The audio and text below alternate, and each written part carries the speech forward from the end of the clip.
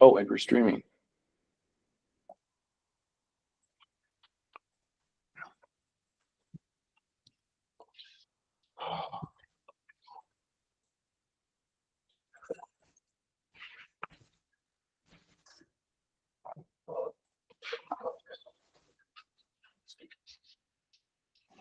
Oh, Craig, I've updated the committee question order. I'll drop it in the chat. Thank you.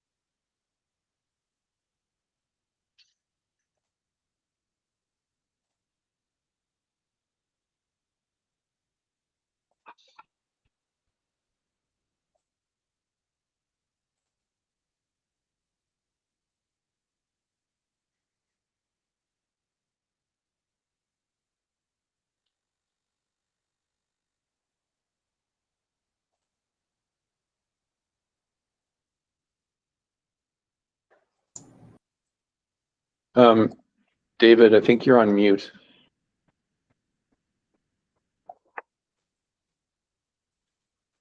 Yeah, it shows you're on mute, David. How about now? Yeah. Lovely. Are we good to rock and roll? Is everyone from your team here? We have the majority of our team here. There might be one other. I'm just trying to look down the list here because I can't see everybody on the screen. Okay. We have one representative from the owner group with us. There might be a second that joins us midway through, but that wouldn't hold up the presentation in any form. Okay. And they've joined us now.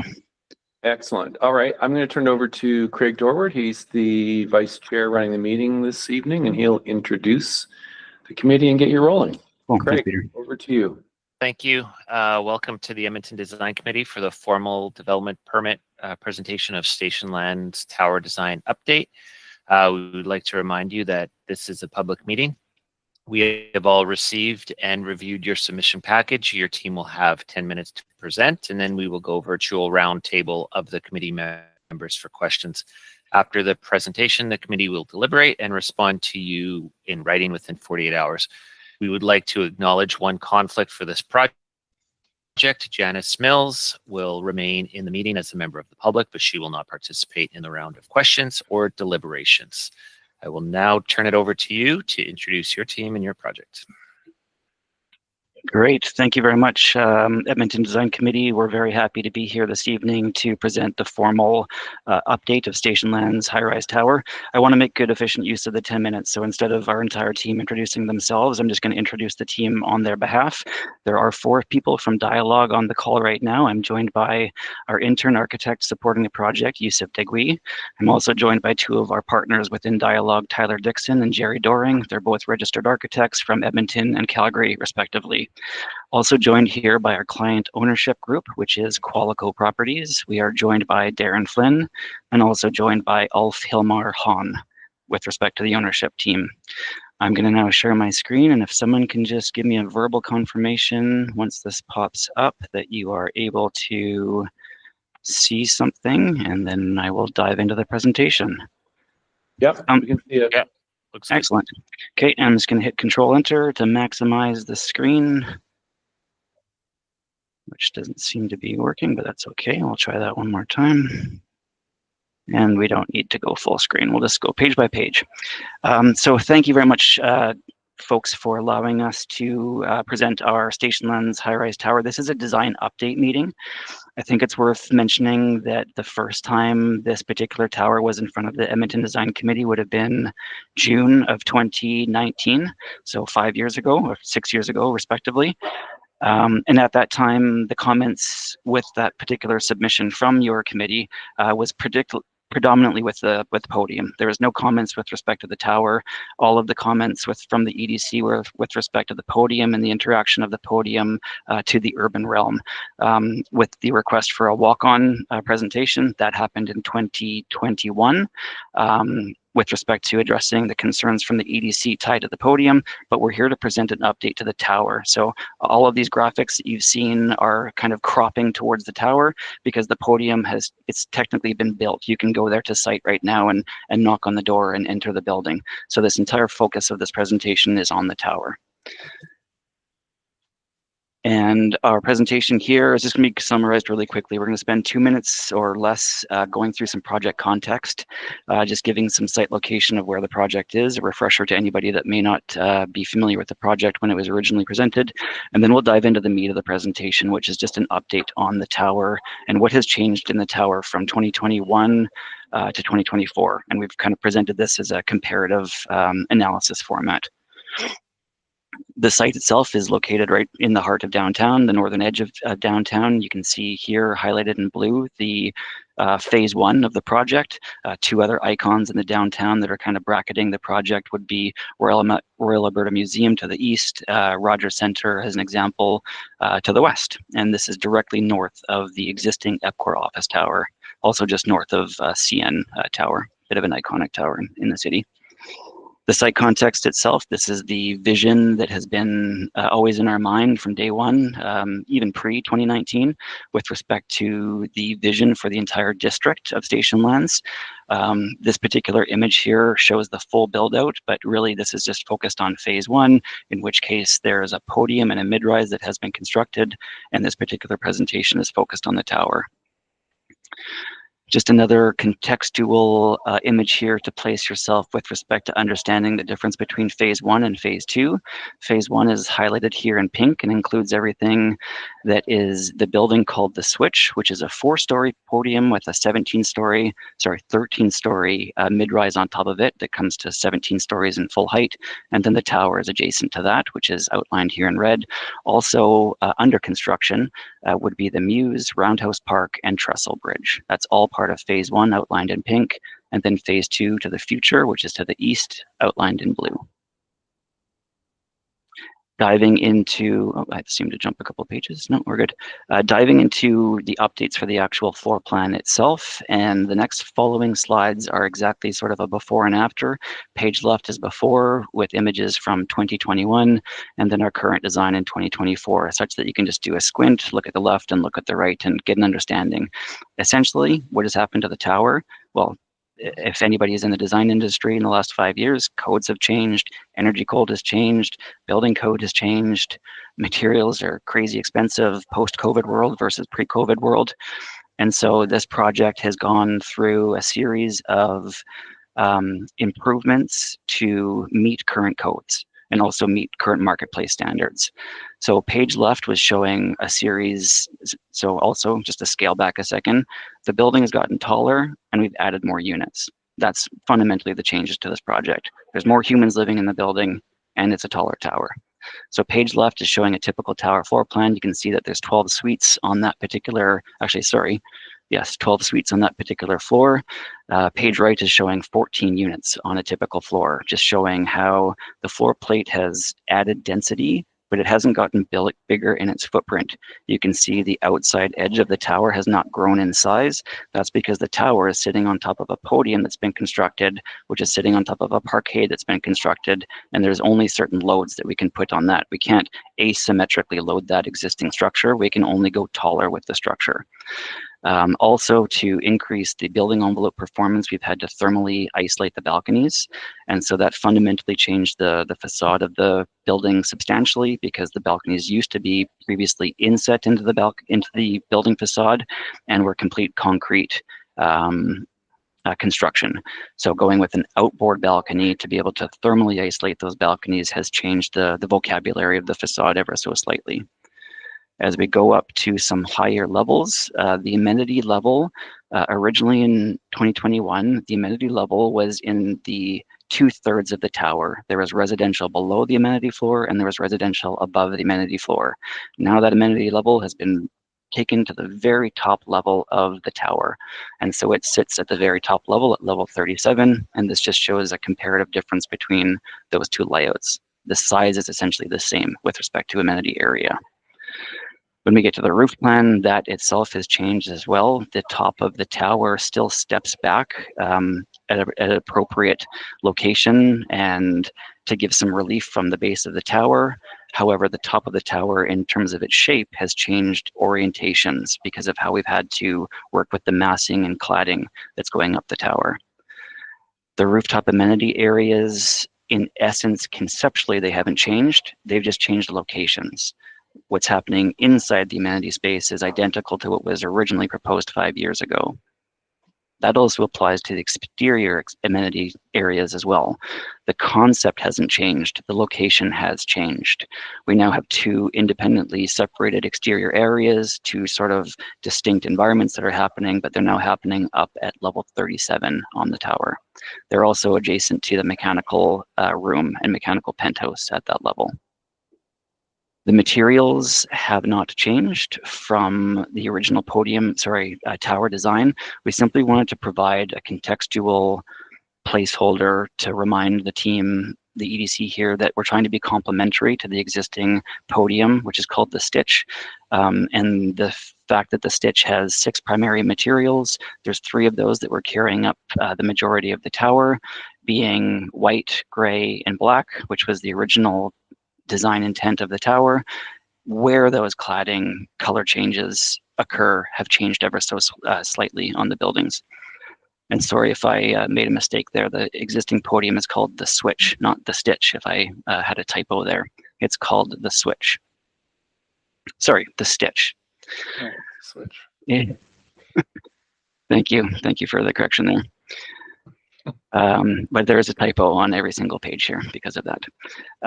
So just going to go back 1 page. Again, complementary materials from the podium to the tower, but I did also want to provide a graphic showing the old rendering of the mid-rise with the tower, along with a photograph in real time of the podium and mid-rise that has been constructed. The tower on page left has gotten taller. On page right, you can see the transfer slab that the tower will sit upon. And then we get into the changes of the actual facade of the tower. The balconies here are color-coded with a particular color just to show that there's a consistency within rhythm with the balcony play that we're trying to create. Previously, the balconies were stacked on the previous tower, but they were also inset. Because the balconies now need to go outboard and that the tower is taller, the tower can't afford the weight of a balcony for every single unit. And so we've come up with a bit of a rhythm and play of how to sprinkle balconies around the tower, still keeping the corners of the tower as true, pure, solid corners to be complementary to the Switch. And so the next series of graphics, similar to the floor plans, just go through a before and after. Page left, before from 2021, page right, after 2024 and today. And you can see that the tower has gotten taller by, it has gotten taller by 27 meters. The floor plate itself has not gotten bigger. However, the usable area within the floor plate has gotten bigger because the tower balconies used to be inset. They're now outboard. So there was a gain of area inside the floor plate, which allowed us to add additional suites to get a higher density for the building. The before and after of the east elevation, there's still a wrapper effect of the cladding, primarily with a black and gray cladding with a wrapper of white on a particular key elevation. In this instance, we're taking white up the east elevation of the tower because that same bookend effect happens on the west elevation of the mid-rise, the 17-story mid-rise. So to create a nice campus closure of buildings, having some consistency with respect to how we're wrapping color around the building.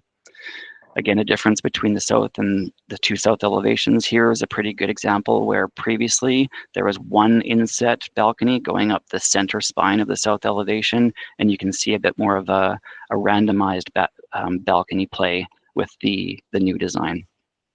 And more balconies actually with the new design versus previous. And then we'll get into a series of perspective views here. We've intentionally just faded back the mid-rise and the podium because that's not the intent of this particular presentation. And again, you could walk on site and see that in real time today. But this would be with your back would be touching existing EPCOR tower, or would be immediately to your left, and you'd be facing north-northwest in this particular view. And we're going to rotate counterclockwise around the site here with the next 3 views. So then situating yourself into the muse, your back here would be facing the Royal Alberta Museum, and you're facing dead northwest. And here you can see where we've wrapped the white cladding up the east face of the tower, again, to be that bookend effect to what's happening on the west face of the podium and mid-rise. And then wrapping around to our final elevation, rendered view here. This would be from 105th Street. You can see existing CN Tower just kind of ghosted in the background. Existing EPCOR Tower is behind the residential tower in this particular vantage point. And you're standing on 105th Avenue facing dead southwest in this instance. And then we also provided an updated shadow study. I can zoom into these, but I think just the most important thing to note is that we've shown the additional taller tower cast, the new shadows added as a kind of gold outline. So where we were previously casting shadows in blue, we've added that additional shadow cast as a gold overlay. And you can see that go through the key times of the year, our equinox and our solstices, summer and winter, and the key times throughout the year that the EDC is looking for. I'll cap it there because I'm over time, but we do have in the background our old EDC submission, original if we need to reference that, as well as our wind study that was included as an appendices to our package. But I think I've hit the 11-minute mark. Thank you for your presentation, and thank you for being conscious of time, because it's my job to pay attention to that. And I think I maybe wasn't watching the clock. So thanks again. As we move to questions to the applicant, I'd like to remind the committee and the applicant to please attempt to keep your questions and responses concise and limit questions to 2 per committee member. Committee members have additional questions, please identify it at the end of your 2 questions. And if time permits, we will follow up after the remainder of the committee members have had an opportunity to ask questions. So with that, I'll ask Neil to start us off. Thank you, Craig. Thank you. I'm really happy to see this project, happy to see this development in this part of the center core. I will say up front, my concern is the extra height. And the height itself isn't the issue so much as I think now it plays a higher, more prominent role in the broader city skyline. And I think that's a broader urban design concern. So I'm kind of curious your thinking as you've gone now higher, more visible from further away. Did that in any way inform your design approach?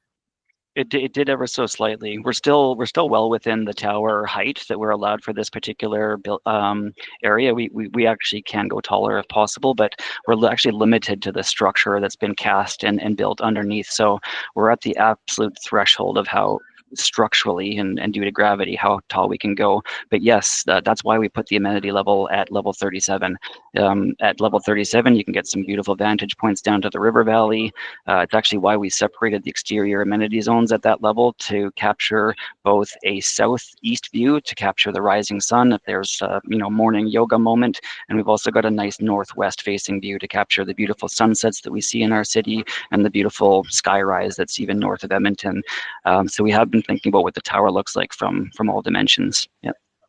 Yeah, but that's from the internal performance, from the residents, from the visitor, which from an urban design perspective is less relevant. I'm thinking more from if you're sitting down, if you're down by across or whatever Walterdale Hill, you're looking up at the skyline. Is it visible? And you've given us new renders, but you haven't given us that kind of contextual visualization. Yeah, you would not see it from Walterdale Bridge if that's the question. How about if I'm looking up, was it 100? So I'm looking at CN Tower, which to me is an iconic Edmonton view. How does that sit behind CN Tower? Or the CN building, or whatever we call it now. Yeah, we can, if that's a request from the EDC, is to provide a contextual view of a driving vantage point from either a street or an avenue within the downtown core. Just let us know what you'd like to see. Probably a walking vantage point, I think, would be more. But I think once you get above 30 stories, I think you have to start thinking about just general skyline considerations and views further away. So yeah, personally, I would love to see more contextual images for that from that kind of perspective. But I'm going to pass it on.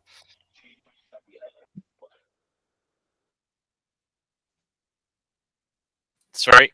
Thank you, Neil. Mindy, you're up. Yeah, thanks, Craig. Thank you very much for your presentation. I actually don't have any questions. Thank you. Thank you, Mindy. Karen. Hi there. Thanks for the presentation. I really don't have much to add to Neil's comments. I understand there was some questions around wind, however, and what those wind impacts might be on the new amenity area, if those have been assessed. Sorry, I was on mute. They have been assessed, and there is no. Actually, I've got a good. If I'm still sharing my. Oh, I'm not sharing my screen, but I'm just going to open up the wind study. There's just a good one-line sentence here. Updated massing of the development received by RWDI indicates an increase of the tower height. This change is not going to impact the wind conditions, and the conclusions of this report remain valid for the new building design. So no impact to the roof amenity area, but we're still going to do the smart things that you would do up at level 37 for any development. So we've got a nice windscreen to provide, good human comfort up there, like a 8-foot tall windscreen, such that the wind's just not breezing by people. So we have taken into consideration wind mitigation in the design already. But yeah, the RWDI report took a look at the updated height. They did a desktop study update with their programming, and it concluded that there's no new design measures that needed to occur.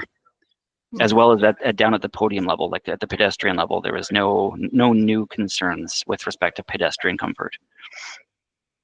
Okay, so yeah, just wanted to make sure it is a usable space and inviting. But otherwise, yeah, no comments for me. Thank you, Karen. Thank you. Kevin. Yeah, thank you. Thanks, David, for your presentation. So just to confirm, you just said that the height shown is within the permissible heights of the zone and the existing zoning documents? That's correct. It's under the maximum height. Okay.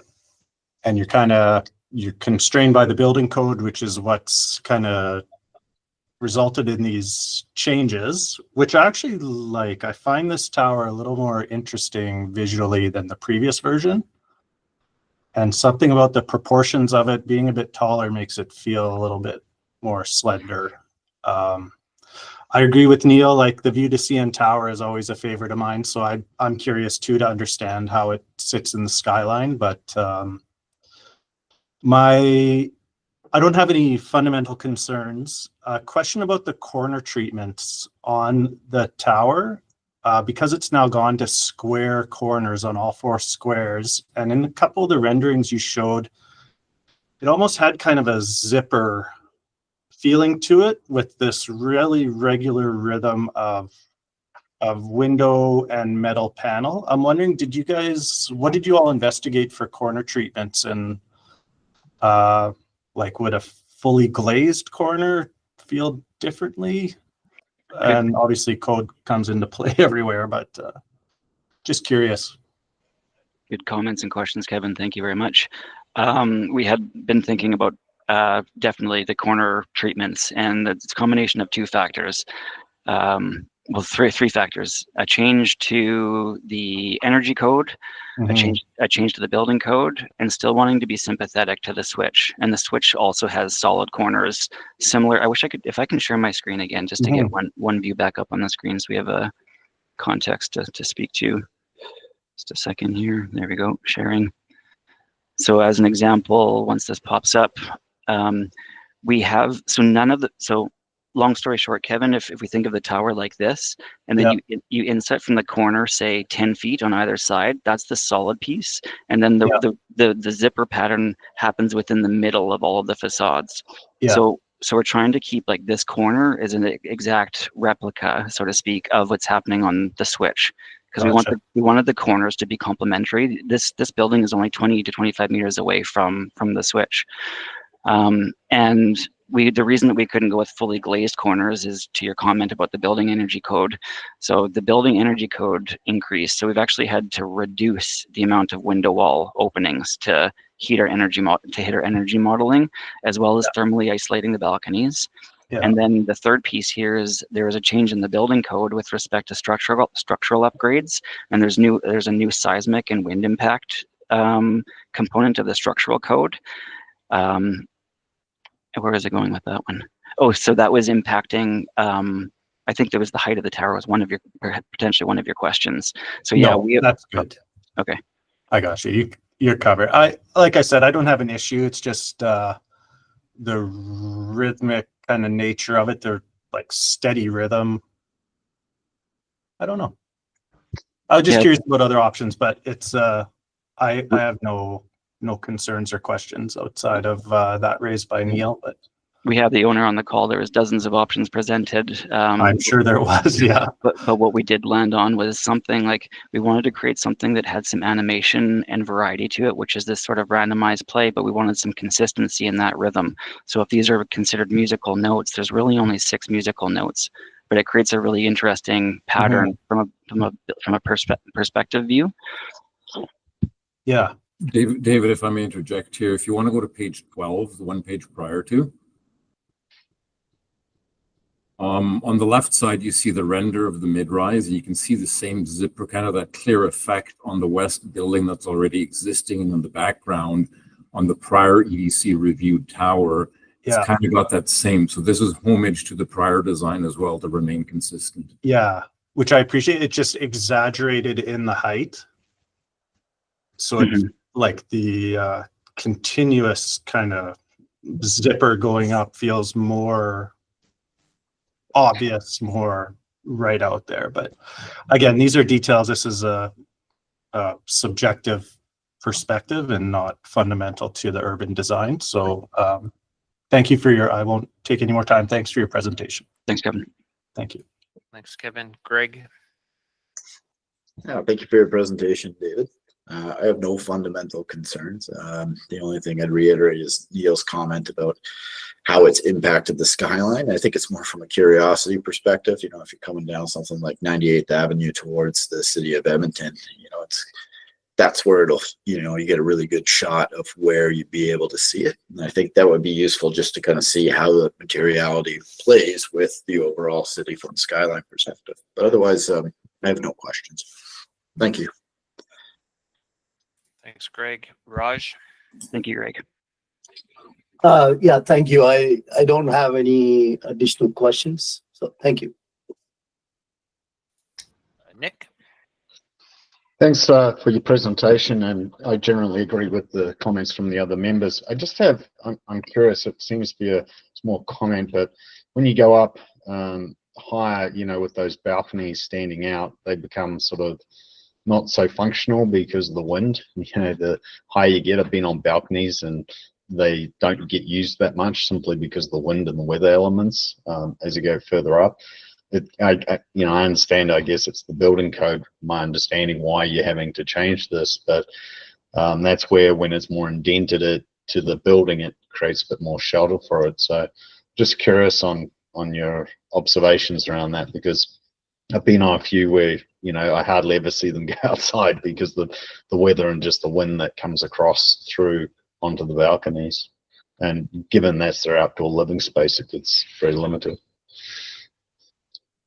So, but thank you. Otherwise, I have no other comments. Thank you, Nick. I didn't hear a question there. Is that fair to say? It's not really a question. It's more a comment and an observation from just a functional point of view in terms of the outdoor space. I don't think there's a solution to it. It's more a comment and observation about the cost and value then of the actual balconies that you're providing. Okay, thank you, Nick. Thank you. David? Yeah, thanks, David, for your presentation. I will take Nick's question and actually formulate it into a question with respect to your opinion. Like, one of the noticeable things is that those unit balcony spaces have been reduced in size and in potentially functionality, right? And my understanding is that you've met and exceeded sort of the amenity space requirements for the development, even with with the added floors. So I'm just wondering, like what is the function of those balcony spaces? I also noticed that the amount of outdoor space in the common amenity space has been greatly reduced as well. Not the amenity space itself, but the outdoor space. So yeah, I'm just trying to get a sense. Maybe it's a Qualico question, but what is the practicality of even having those balconies when they're not really, when they are, in a very windy environment, and also such a size that you'd be lucky to get a chair and a table, coffee table out there. So is there any functionality to those balconies? Just from a Architecture 101 standpoint, yes, a sense of reprieve from the inside.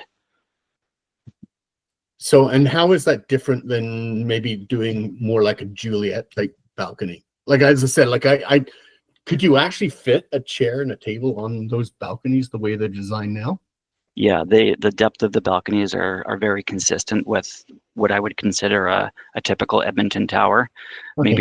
Maybe not an Edmonton condo for like the 55+ market, where you might see those wraparound balconies that are 12 feet deep, but those buildings being only 3 to 4 stories tall.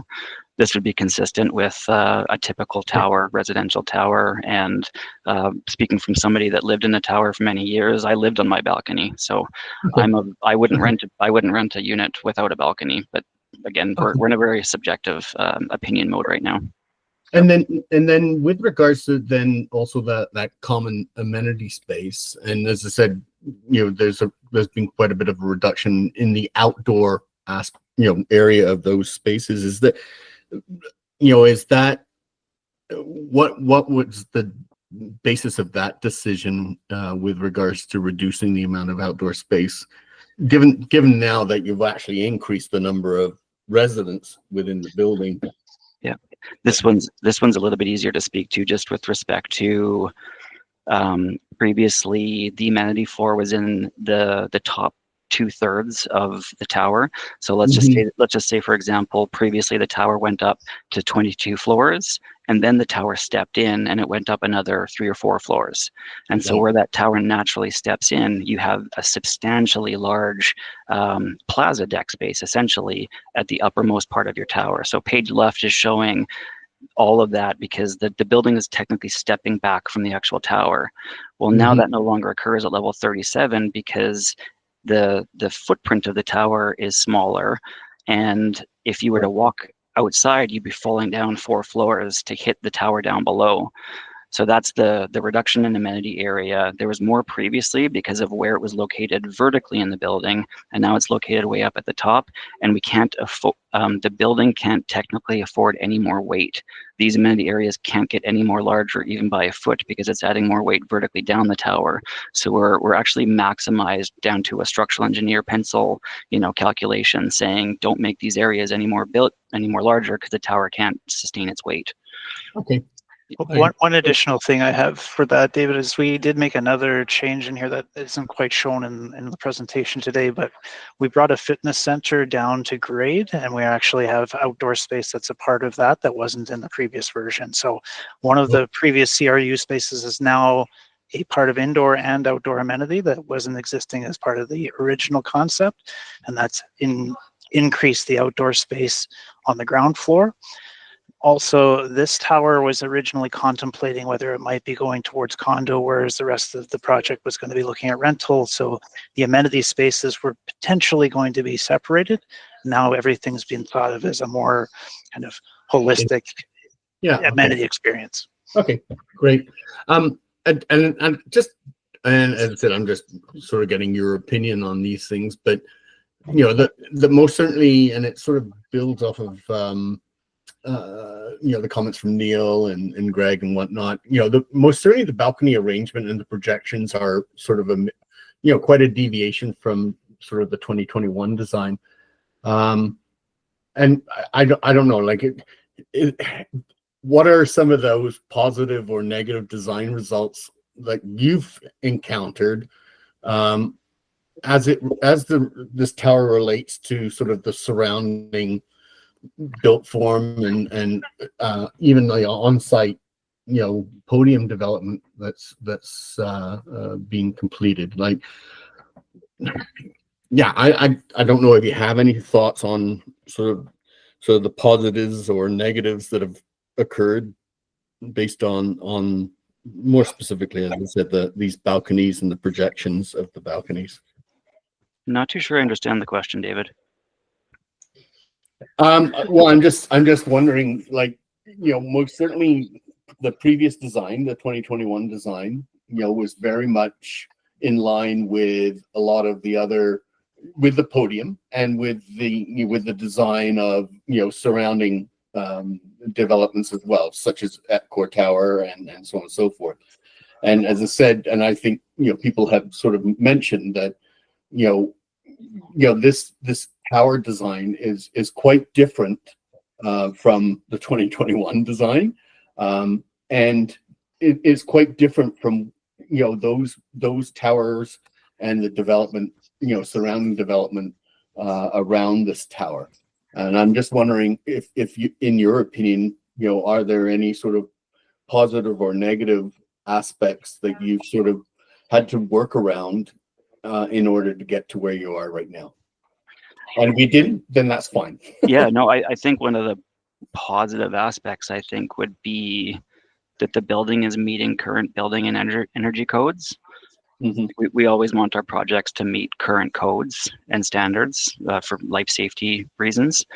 And the fact that the previous building would not have met energy codes, this building is meeting energy codes. That's a positive thing.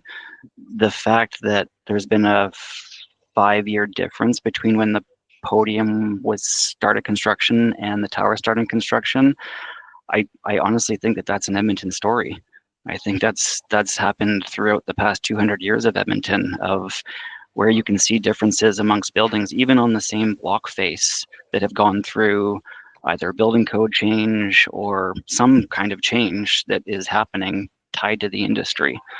I think for this building to go back to a design that would have been a replica of the switch would have made a project that would have not been viable, and therefore a project may not have been able to been built. And I think that it's the positive thing here is adding 450 units to the downtown core. So I think that's a positive.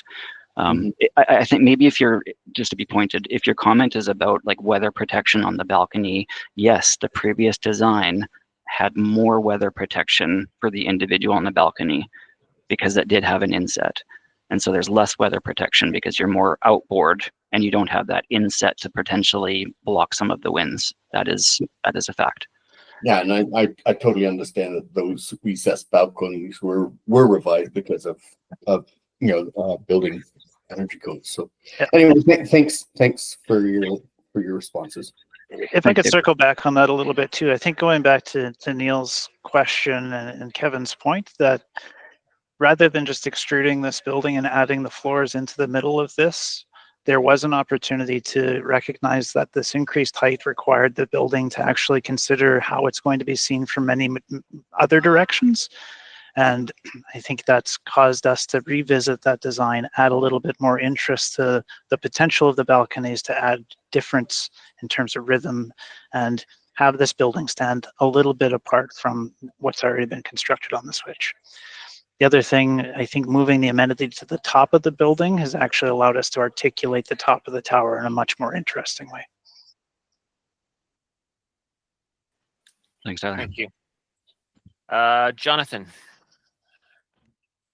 Yeah, thanks for the presentation. I don't really have any other comments. I will kind of respond to around committee's comments in a way, but I think like with the north and south elevation, I think the kind of like larger spans of glazing for the amenity areas provides sort of like almost like a landmark kind of like lighting feature, because those units will obviously be kind of like larger and glowing kind of at night, and because they face north and south, those are sort of the main vantage points, I think, from the skyline that you see this building, almost like a lighthouse. And I think that works quite well.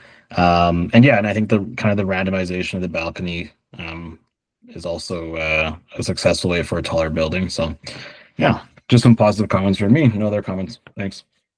Thanks, Jonathan. Just to pick up on that, the two exterior rooftop amenity areas, one of them has no ceiling above it, and then one of them does have a ceiling above it to provide more weather protection. And we do have some interesting opportunities for uplighting without lighting the sky, of course. But to your point, yes, we do think that there's going to be more animation visually perceived from various vantage points because of the amenity at that level. Thank you. Thank you. That leaves me. Kind of much like Jonathan, I might respond to the other committee comments. I think kind of the looking at the top of the tower and how that might be perceived from the surroundings. To me personally, I think it's a little more sensitive. I think the scale is a little bit nicer in the new version. I appreciate all the challenges with the code changes and like the animation of the balconies. I will agree with David. Kind of that move does tend to give a little bit less weather protection to those balconies, and I'm just wondering if there's any consideration to doing sorry, I shouldn't call it a railing, but your guardrail at taller than the standard 42. I'm not saying 6 feet or anything like that, but maybe just something a little bit taller, just to provide a little bit more wind protection. I did have a quick question. You've said that the podium is under construction, and when I'm looking at the elevation comparisons, to me it looks like there's been significant changes to the podium. Is it just materially, or is there any massing changes, or is it just that the fact that the previous is grayed out and I'm not kind of seeing the same thing? I believe it's the latter out of all of those comments. Okay. The podium, and sorry, it's not under construction. It has been built. Actually, here, if I can just share my screen one last time and get one image on here. There were some material changes that did happen, though, Craig. That was part of the development permit. There were some amendments in terms of the metal panel. We added some additional metal panel on the 4th floor. Okay. Yeah, I think I'm just being fooled by like the color, and it just makes the massing look a lot different. And actually, kind of how it shows in the newer one, kind of breaks down that podium. I think is successful in breaking down that podium. So, yeah, one piece I missed in the presentation is that the mid-rise did go back to the EDC did go back for DP revision because there was one additional level added to it, and I think that's when there was some minor revisions made to the podium material-wise at that time. Okay, thank you. Wait, yeah, sorry, go ahead. Oh, no, I was just going to say I have no other questions or fundamental concerns with the project. Thank you. Thank you, Greg. With that, give me 1 second. Thank you for bringing this before the Edmonton Design Committee. We're going to transition to the deliberations portions of the meeting. A reminder that the applicant is you're free to stay in the meeting, but a reminder that the applicant is to refrain from participating in the discussions. Thank you. Thank you.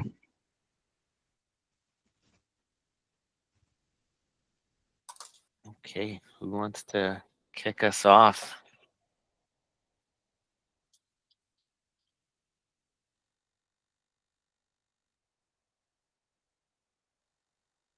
I'm just going to make a motion of support. Sure. I'll second that.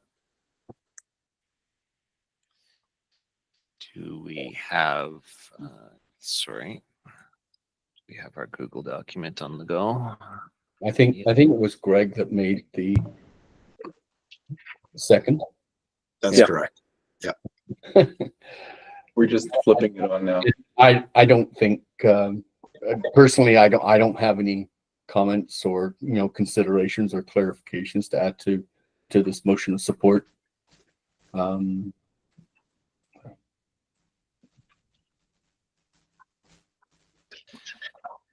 Nor do I. Anyone else? Nope. Nope. Nope. Nope. Well,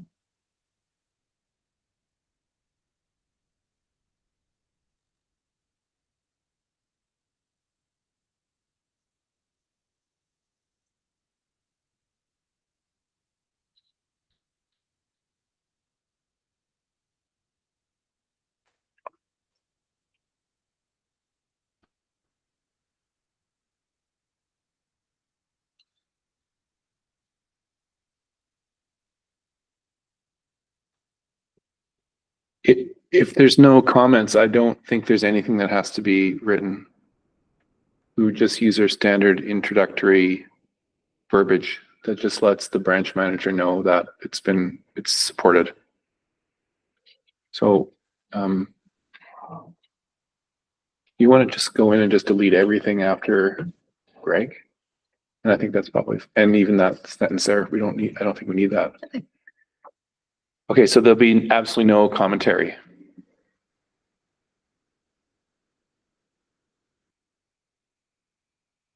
All right. Craig, what do you want to do? You want to just move forward with a vote?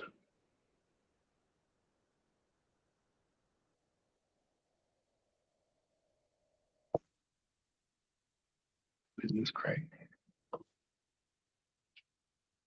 Sorry, I'm on mute. Okay. With the trim motion in front of us, we'll put it to a vote in order of the questions. Neil? Sorry about that. Non-support. Mindy? Support. Karen? Support. Kevin? Support. Greg? Support. Raj? Support. Nick? Support. David? Support. Jonathan? Support. And Craig's support. Thank you all. Excellent.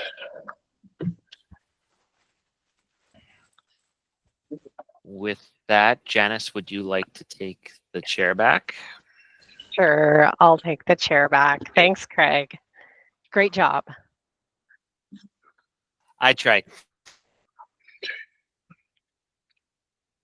Okay, so as we move on to item C2 for the formal DP of Norquest Green Space.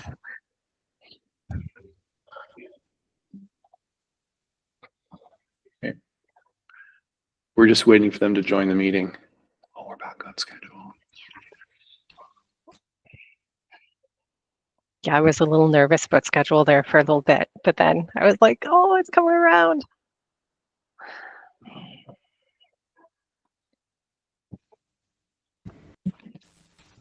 So happy accident. Yeah. Maybe just while we're waiting for GEC to join, we haven't actually scheduled a dinner break tonight. I think that was not intentional, but if you feel like you do need one, perhaps after this meeting, we could arrange for a short break.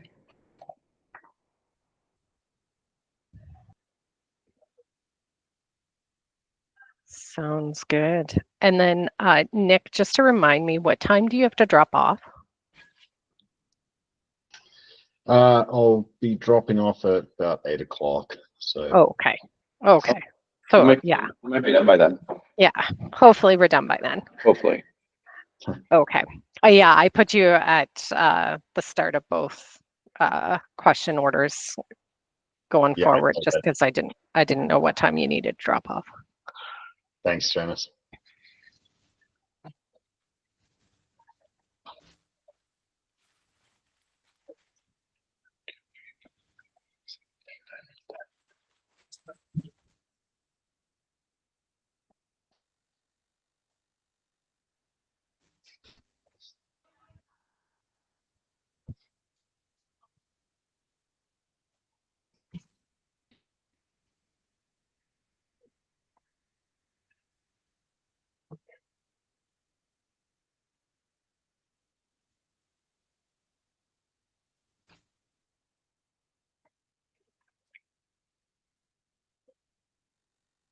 Hi, Matt. We're just waiting for others to join. I see Mark's just joining. Oh. Hi, Mark. Hi, Peter. Hello.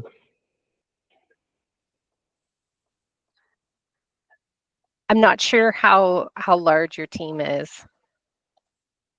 We've Matthew from Norquest here with us, and Andrew, also from GEC. Yeah, Andrew's on. Is, And I saw Mark join as well. I think, is that it today? Is Melanie joining us? Corey has just joined as Yeah. well. And Melanie's there, and Corey. And then that's it, I think. Okay. We're good to go. Well, with that, I'll do a brief intro here, and then I'll turn it over to your team. So welcome to the Edmonton Design Committee for the formal DP presentation of Norquest Green Space. We would like to remind you that this is a public meeting. The committee has all received and reviewed your submission package, and your team will have 10 minutes to present, and then we'll go virtual roundtable for questions. After the presentation, the committee will deliberate and will respond back to you in writing within 48 hours. So with that, I'll turn it over to your team to introduce your team and the project. Whomever is sharing their screen for the presentation, if they want to get set up, we can also let you know that we can see it. Perfect. Mark, are you able to share, or do you want me to? I can share. Okay, great. Yeah, so we're thanks for having us. I think we kind of did a very quick introduction, but Peter Osborne, a partner with GEC, joined here by Mark and Andrew, designers in our offices here in Edmonton, and Corey, landscape architect, and then we're joined by Matthew Orlando and from Norquest College, and Melanie from client rep here, and our project manager. Maybe Mark, if you can share your screen, we'll just get going.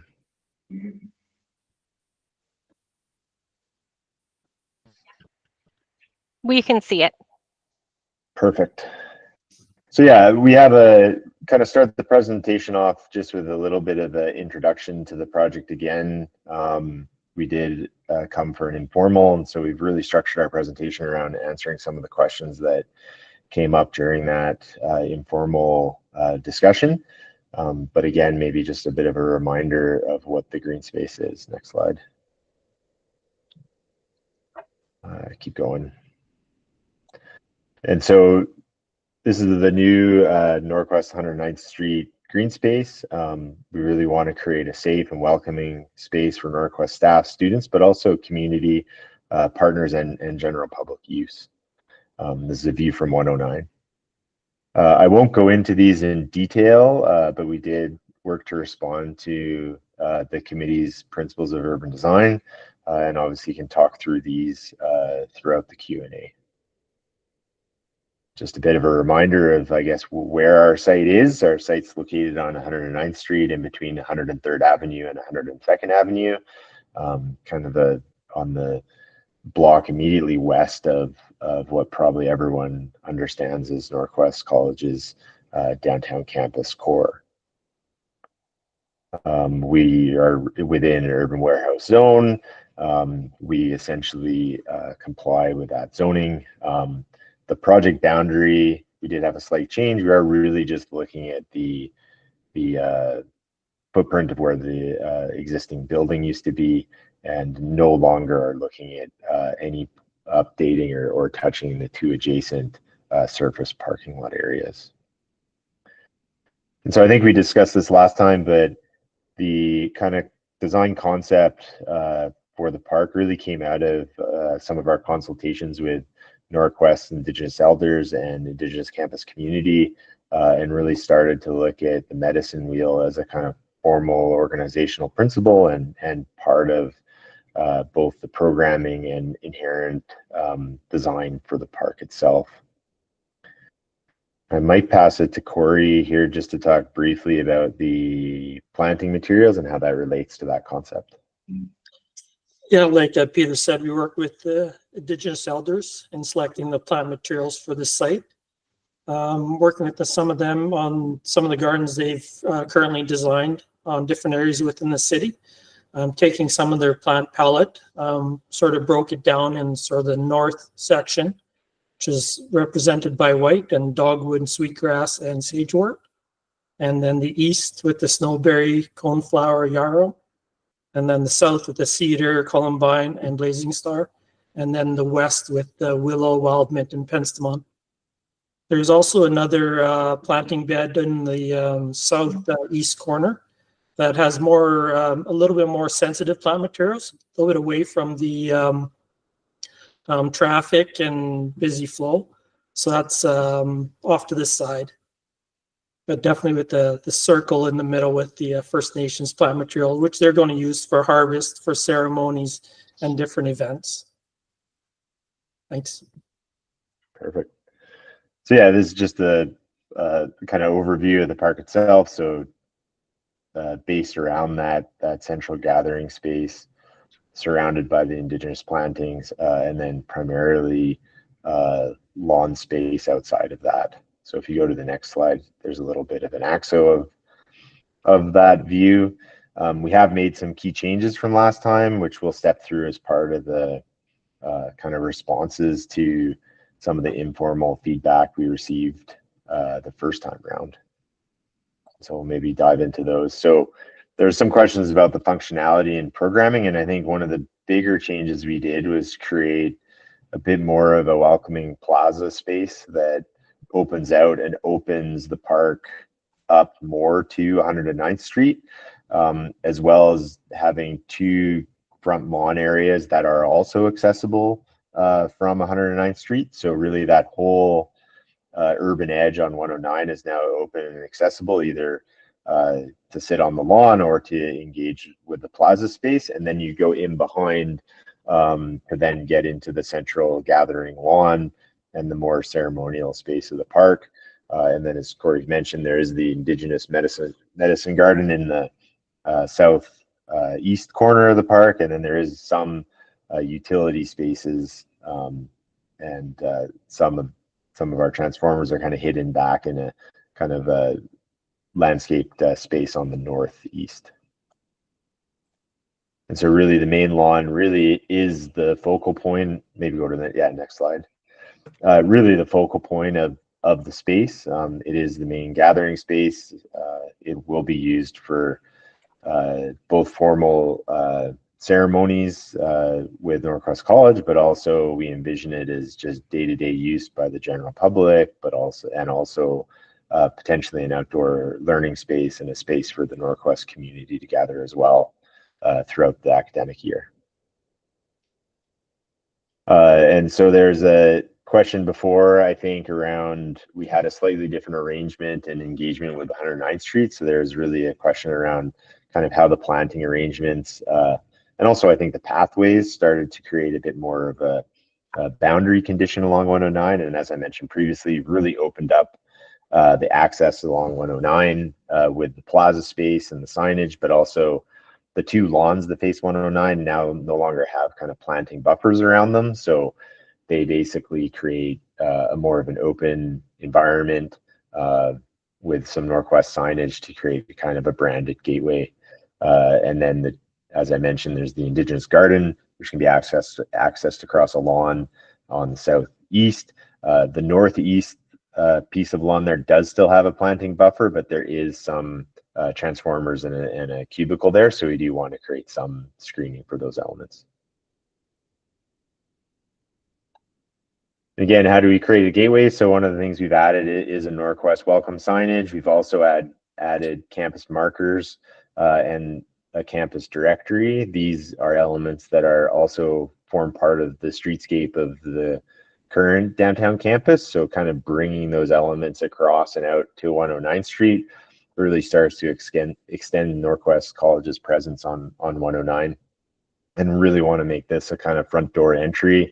That welcome signage will be very similar to what you see on the corner of 107 and 102nd Avenue.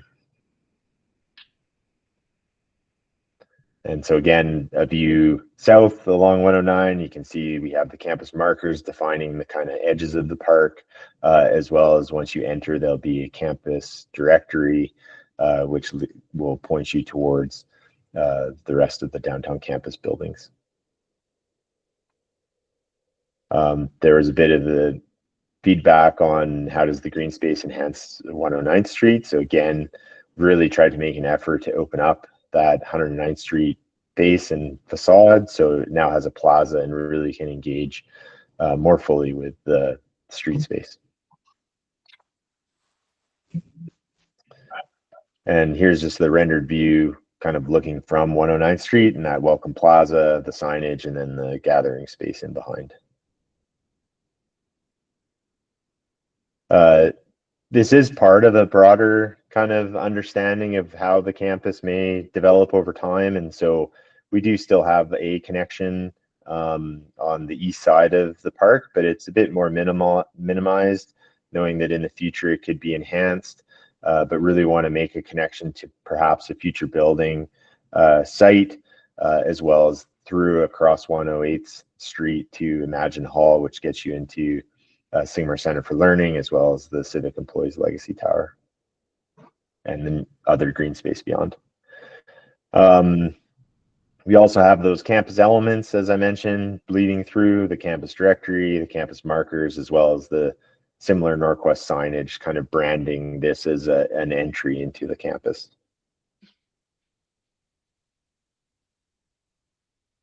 Minimizing the heat island effect. As I mentioned, we have really reduced the site area to be just the park itself, and we've tried to maintain as much as possible the green space. We did add some paved plaza to 109, but I think that the benefit of having that more open design helps us in that regard.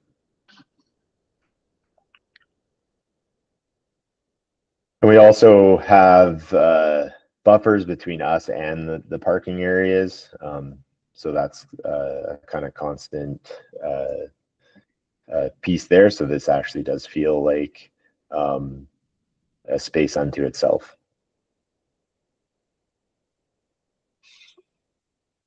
So we do look at, we do have bike racks located right out front on 109th Street. We have benches located throughout the park and around the circular space. A couple bollards off the laneway just to mark that entry, as well as waste receptacles associated with a few of the benches on either side of the park. And then we do have some standard light poles, which you see again being brought over from what we see on the rest of campus to the park itself. So again, a view. So essentially around the circular space, we'll have lighting poles, and as well as lighting all the paths. I don't know if that's my 10 minutes, but we do have the rest of the development permit drawings, but I won't go through them unless people have specific questions that we can answer. So maybe we'll go back to the beginning in that rendered view and I guess open it up for questions. Okay, sounds good. Thanks for that, Peter. Nick, do you want to start us off? Well, thanks, Janice, and thanks, Peter, for the presentation, going through and addressing some of the questions we had. And it's even more appreciated that you went to the informal process, because I hope that helped you as much as it helped us with the comments. I do have two comments. One is just, I mean, you know, when you look at the pictures, look great, but parking lots are in a pretty bad condition there, and you know, you have grit and dirt and all that, and I'm just wondering about the drainage and where that goes and how that could affect the vegetation and the park itself. So that's one question. And the second one, I appreciate you showing the connectivity through in terms of the function, because we talked about its isolation, but particularly through to 108th Street. And I think, I'm not too sure which page it was, but you showed the diagram of a gateway going through. Is that sort of the plan for Northwest?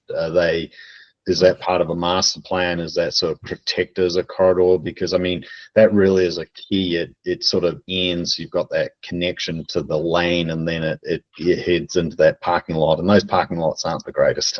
I mean, we know downtown parking lots are pretty ugly, to tell you the truth, and their lighting's pretty poor and everything else. And it just feels, I think, just that opportunity to continue a trail through that area that's illuminated for the safety of the students and to create that connectivity. So I just want to stress that part, because that's the part that I'm struggling with, is from an urban design perspective, is the functionality and connectivity. In a way, it forces people at the moment to go through something that's not so desirable at the moment. So those are my 2 comments, but thank you, Peter. Sure. I guess maybe the first one about drainage, like on-site drainage. I guess we're managing all of our storm water on our site, which right now, as part of this development permit application, doesn't include the two parking lots to the north and the south of the property. I mean, generally the site, in an odd way, flows north. So we have, I think, 3 or 4 catch basins throughout the park, which would manage our stormwater. The parking lots, I guess, will remain kind of as is. I mean, they will eventually, I think, longer term. Norquest has plans for redevelopment, but as of right now, it was kind of determined not to touch them because of some of the new requirements of downtown parking lots. There will be a timeline to when they do need to be developed, but as of right now, it's most effective for Norquest to not have them be part of this project. Peter, could I just, I understand you're managing stormwater on the park. It's more about the parking lot. Have you got a curb around the edge on making sure their water isn't coming into your site with, I'm just thinking of the grit and the gravel and everything.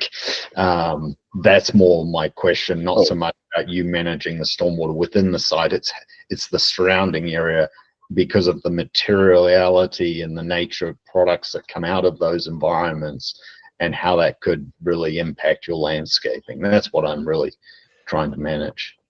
For sure. Yeah, we're adding essentially a curb and gutter around the building to prevent anything from the parking lot coming onto our site. Okay. Thank you. That's okay. Sorry.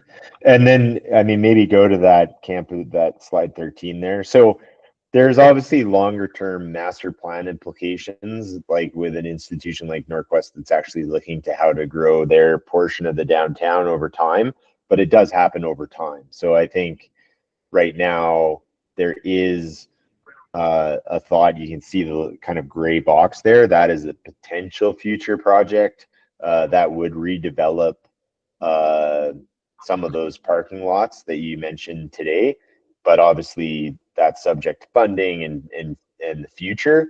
What we want to do is somewhat protect our ability to integrate with that future development over time. So we've left a connection through the laneway, but we have made it maybe a secondary pathway as opposed to one of our primary routes through the park, in order to recognize the future intent, but maybe minimize it today as it goes through kind of the parking lots, etc.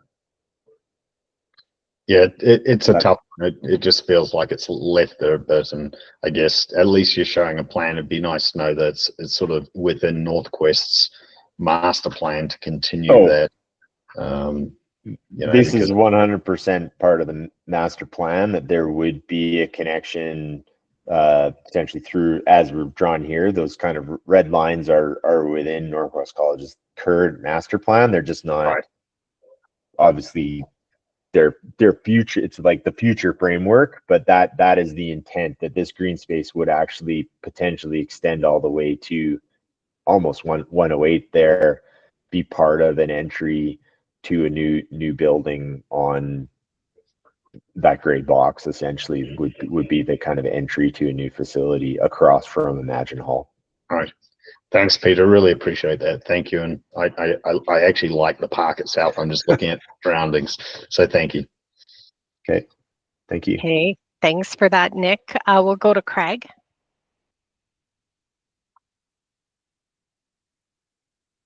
Are we sure? Yes. Yeah. Oh, sorry. We're gonna go to David. I mean, I could go. We'll go to David. Yeah. Thanks for your presentation. I don't have any questions of clarification, and probably will just stick to my previous informal comments.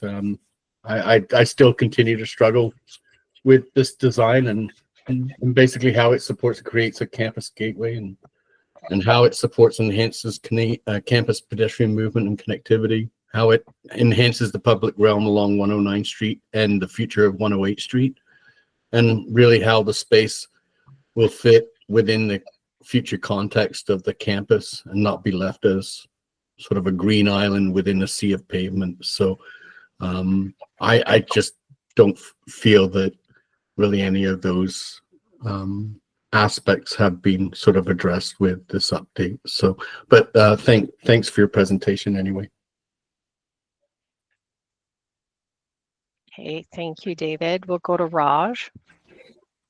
Hi, yeah, thanks for the presentation. I have two questions. The first one, you talk about the medicine wheel and the connection to the indigenous community and the planting. I think that's a good feature. What I was wondering was whether would it make sense to have more visible, features on the green, outside of the green, or somewhere that represents indigenous culture in terms of any art or monument. I think that'll make it more interesting. At the moment, I think if I'm just walking as a public, all I see is a big green lawn. That's my first question. Second one really is, how does this work in the wintertime?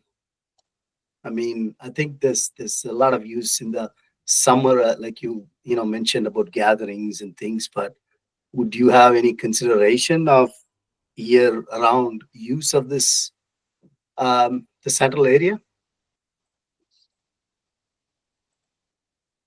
Yeah, I mean, I guess maybe I'll start with your second question. I mean, it will be maintained and cleaned and cleared as part, by Norquest throughout the winter.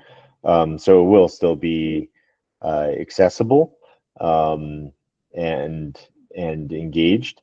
I'm not sure if Norquest is still working obviously through exactly how the space will be programmed throughout the academic year, but I do know they do want to use it and utilize it throughout that year. So I do see that it will be, it can obviously be programmed, but it would be cleared and maintained. I don't know if Matthew, you have any specific Norquest items for that one. If not, I can move on to the next one. Nope. No, it would be maintained just like our current green space right now. Yeah. Which is how we would operate this. Yeah. Thanks. And then, I mean, yeah, we could take that into consideration if there was any other kind of indigenous features or pieces. I mean, I think over time,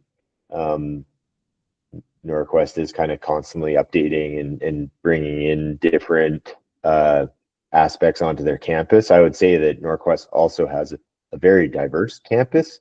And so when we have worked with them in the past, there's a lot of diversity within the culture of their campus. So we do want to also recognize that within their spaces. Matthew, you had your hand up. Yeah, I'll just add, things like art kind of have a whole separate policy at the college and are typically brought forward through different avenues. So it's not typically something we would just put in a project. It would come forward in a different way. So not to say, yeah, it could definitely be something that's added in the future, but kind of as a different process of coming through the project scope. Thank you. Okay, thanks for that, Raj. We'll go to Craig. Thank you. Thanks for the presentation. I'm kind of similar to David here. Longer term vision, I see it and I understand it. I think where it still really does fall apart is that pedestrian connectivity to the back through the east. And I see that the sidewalk has been reduced, but I still think that's going to be the primary way for people to get to campus, to the space. So I'm just still wondering on how this is going to operate in the interim, and whether there could be something as simple as painted lines, right, crosswalk across the lane. I think in the last presentation, I might have made the comment about, is it potentially available to lose that bank of parking adjacent to that, is it in the Indigenous Career Center building? Not the one up against the building, but the other one, to kind of create even a temporary walkway to find, with paint, to give that connection. I think that in a temporary measure might help. And then secondly, I should know this since my office is really so close to this, but is there any emergency call boxes on the campus? And is there a plan to put one in this space? Because it does seem a little currently isolated from the campus by the parking. There are not any on campus. No. Okay. Yeah, and no plans for here. Okay. That's all I had. Thank you. Okay, thanks for that, Craig. We'll go to Karen. Hi there. Thanks for the presentation. Apologies, I missed the informal. But I'm not going to belabor anything that it's already been said. I mean, I do share Nick and David's concerns about the parking and the connectivity, and just ideas around it becoming long-term a green island, if you will. So those are really no questions, just more comments. Thanks. Okay, thanks for that, Karen. We'll go to Jonathan. Yeah, no, I think my informal comments that I made in the last presentation was mainly around more clarity on the lighting of the park, and I think it looks good, and so I have no further comments. Thanks. Okay, thanks, Jonathan. We'll go to Kevin. Thank you for your presentation. Yeah, I think it's improved from what we saw at the informal. I still feel like all of the eggs are in the programming basket for this park. Like, it really is focused on that central lawn where things kind of need to be happening there to enliven the park and create kind of life and vibrancy and activity. I still don't see a diversity of spaces for different uses or gathering types. The only seating is kind of radiating outwards from that circular lawn, and so it feels still to me like, yeah, program dependent, and unless it's other than acting as a circulation route through the park towards main campus, which it does, but I kind of question it's a detailing thing, but the width of the pathway, the wider pathway is the one that's more circuitous to get through the park. It kind of loops around, and then you have to make a hard right to join up to make it to the back lane. And then the path that does connect you from the street through to the lane is the narrower side. I just wonder if the width of those pathways, to me, I would see it reversed, where the main corridor through would be wider than a secondary route. And then my last comment or question is about the Indigenous garden. And something, again, if the main party of the site is the medicine wheel, and it's really was developed in conjunction with elders and representatives from the Indigenous community, is there an opportunity to better celebrate the Indigenous garden and make it more focal to the site? Right now it's kind of buried in one of the back corners cornered by the lane and the parking lot, benches in front of it, a hedge of kind of barrier planting between it and the pathway. Was opportunities, or were opportunities for like interpretation and celebration of that garden kind of considered in the design evolution? Yeah, I mean, I think we had it in a few different spots. So we do have, I think it kind of ended up there actually through some of those consultations, in the sense that it wanted to be, I think, somewhat more protected in a way, because that would be a place where some of those plantings would actually be kind of harvested and used for ceremony. So it was actually almost intended to be a bit more private. And that's where we still have the 4 different types of planting that kind of form the circle, but that kind of garden space was meant to be more, I think, more formal in a way, and I think more private through the consultations, because they would be harvested and not kind of, you know, wanting to be kind of trampled or affected, you know, by kind of day-to-day public use, perhaps. Okay. So that was a conversation. Okay. And yeah, and I think to talk about the 2 pathways, I guess maybe, I mean, I think we had somewhat heard last time that, you know, I think there isn't this notion of it connecting to the rest of campus, and obviously there is a long-term vision that may require some updates to this space or to the adjacent parking lots, as well as spaces across the street that are owned by the college or across the laneway.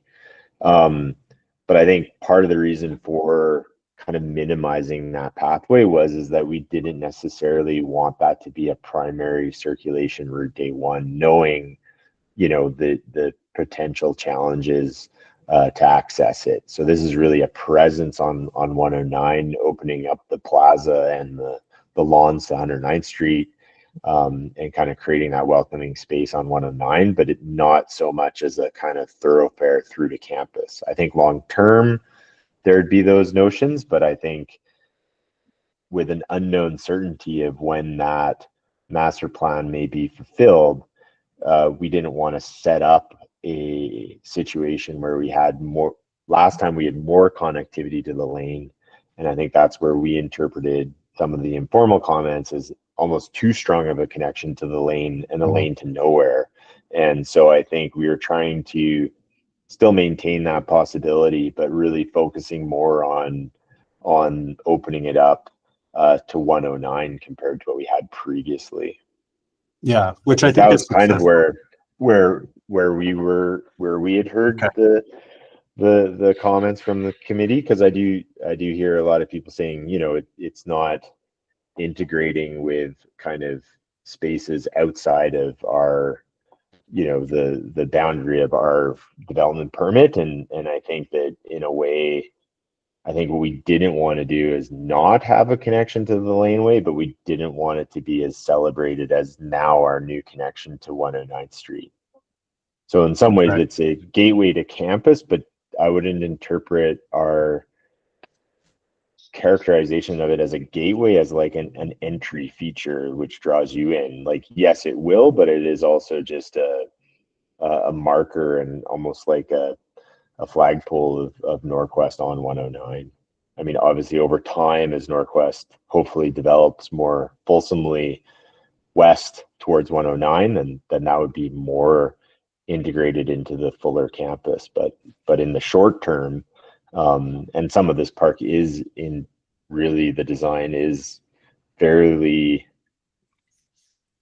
simple. Again, back to maybe comments around programming, like a lot of the lawn was there because this may be, you know, a little more temporary and a little less permanent depending on how quickly other parts of the campus get redeveloped. So there's a real drive to kind of create a space that contributes more than a vacant building on 109th Street, which I think this project does, but maybe not investing so much into things that it can't be changed in the future, and keeping it fairly open and flexible. So that's really also some of the drivers that maybe hearing comments, but understanding it within, trying to illustrate the understanding of it within the fuller concept of perhaps Norquest's longer term and midterm level planning. Okay, gotcha. Okay, that's all I have. Thank you. Okay, thanks for that, Kevin. We'll go to Greg. Thank you for your presentation. Yeah, I think one of the things that we're struggling with is that we're trying to measure its merits on its impact of the existing urban environment as opposed to its future state, which, when we look at the future state, then it starts to make a little bit more sense to me, because it could continue through onto 108th Street, and then like this visual connection becomes a little bit more prominent and coming through. So just looking at it from the existing situation where it will, I see it as being an island among the pavement. That being said, I don't see anything that's a showstopper or anything for me, and I can understand how it's meant to play in the future plans of Norquest. So I don't have any questions. Thank you. Okay, thanks for that, Greg. We'll go to Mindy. Thank you, Janice. Thank you very much for your presentation. I don't have any questions. I think it's a lovely project. Thank you. Okay, thanks for that, Mindy. We'll go to Neil. Thank you so much. No big questions or concerns. I think I share most people, right? It's like if you were to pick a site for this park anywhere in these couple blocks, it probably wouldn't be this random site mid-block. But I think generally that considered, it's a fine site. It's certainly an improvement on what's there. And I just wish you incorporated the parking lot so it'd be a bigger park and it'd be more effective. That's all. Take care. Wonderful. Thank you. Thanks for that, Neil.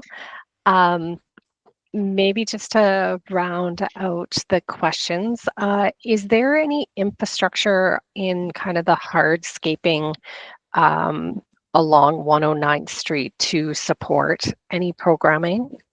So I'm thinking like electrical outlets, etc. In any of the hardscaping or softscaping? We do have some future rough-ins, but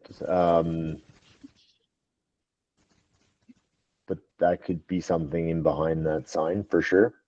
We do have some future electrical rough-ins, but we could make it more integrated. Yeah, I'm thinking back to what I heard from some other people in regards to programming being very important, and it would be a shame for some of the programming not to be supported due to something so simple. And actually, Andrew can correct me, but I do think we also have power around the circle as well. That's right. In each of those quadrants, there's a light pole, and beside each light pole, there's power outlets. So we have power for the central space, but maybe not necessarily like adjacent to the plaza. Okay. That was the only other comment that I had. So with that, we'd like to thank you for bringing this before the Edmonton Design Committee.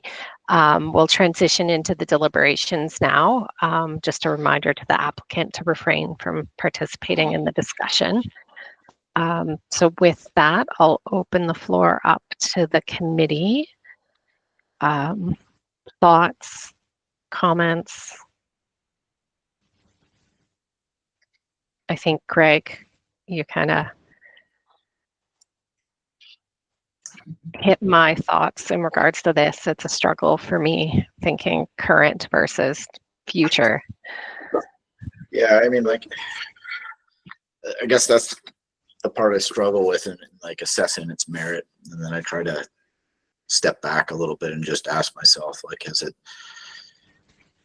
has it hurt the urban environment as opposed to leaving it totally vacant? And at that point, it's like, this is kind of like a low impact build in that space that I don't think it's a long-term thing that you can't come back from. You know what I mean? So when I look at it from that perspective, it's just like, I don't see myself not supporting this. I probably still see myself supporting this, but I'm not really saying like at this moment, it'll have a significant benefit or huge impact to the urban environment as a whole.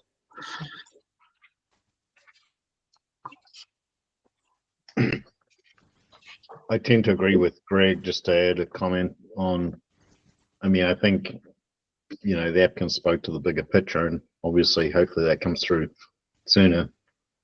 But I think I don't see reasons to non-support it. I think it's more making sure that there is that future connectivity in the master plan that was reflected. And it'll tie in, I think, eventually, but it's going to be a little isolated in the interim. And that was, I agree. I think Greg, right on the head, the way you kind of said it. And my only comment was knowing that it is, you know, long term. I totally get it.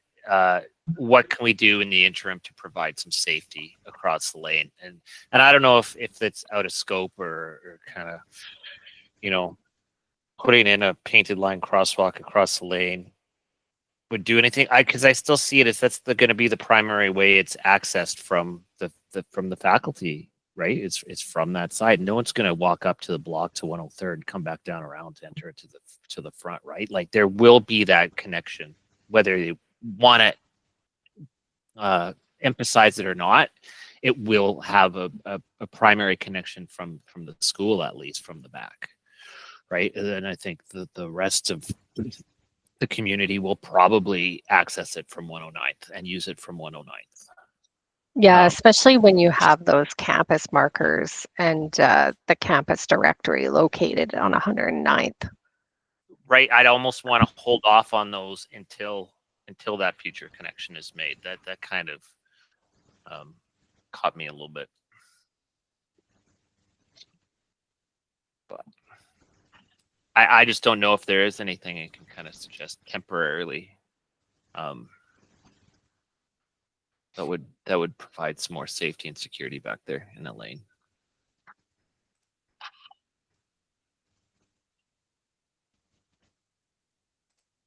Any other thoughts or comments?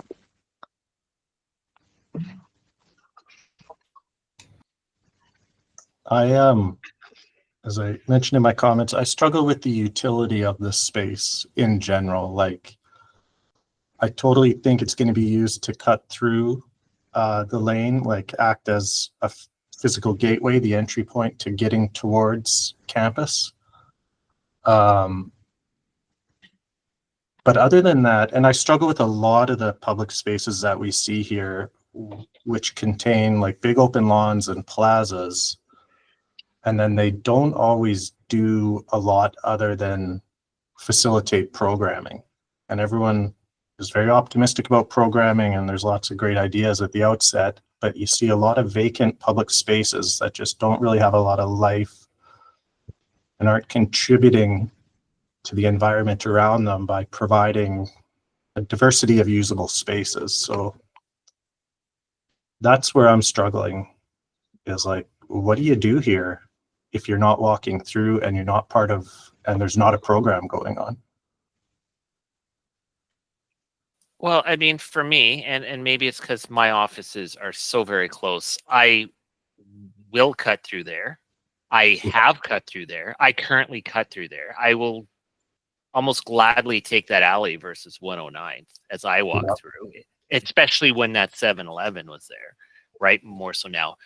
The other thing I think we see in that area is a lot of people take their lunch on the Railtown Park. So I see that as kind of like a closer spot, you know, for someone to just lunch outside. So in a way, I see that as a benefit to the general area as a whole. Right? I could see myself using it. It's half the distance for me to Railtown Park.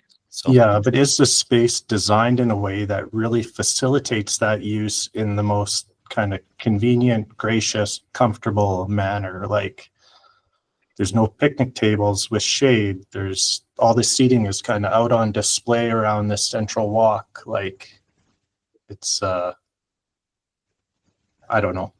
Fair point. It's probably the designer in me and having an idea of what I would do. But I just feel like we see a lot of spaces, yeah, that are big open spaces with benches around the perimeter of it. And that is supposed to attract a bunch of different use, but I don't know. It's just my perspective. Take it for what it's worth. So with that, Kevin, we kind of heard during the project synopsis there, the question from Samantha regarding kind of the planting and the tree distribution, etc. Is that a consideration to put forward in regards to potential location of trees on the site to provide some shade opportunities to seating?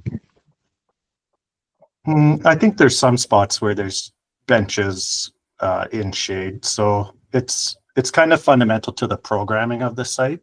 Where my comments are coming from. I don't feel that like a heavy coniferous tree allocation would be appropriate here, given the SEPTED requirements and wanting to keep sightlines open and clear. So I don't have concerns with how they've allocated deciduous versus coniferous material. For me, it's a programming question, and I'm a bit of a broken record when we see public open spaces come with this.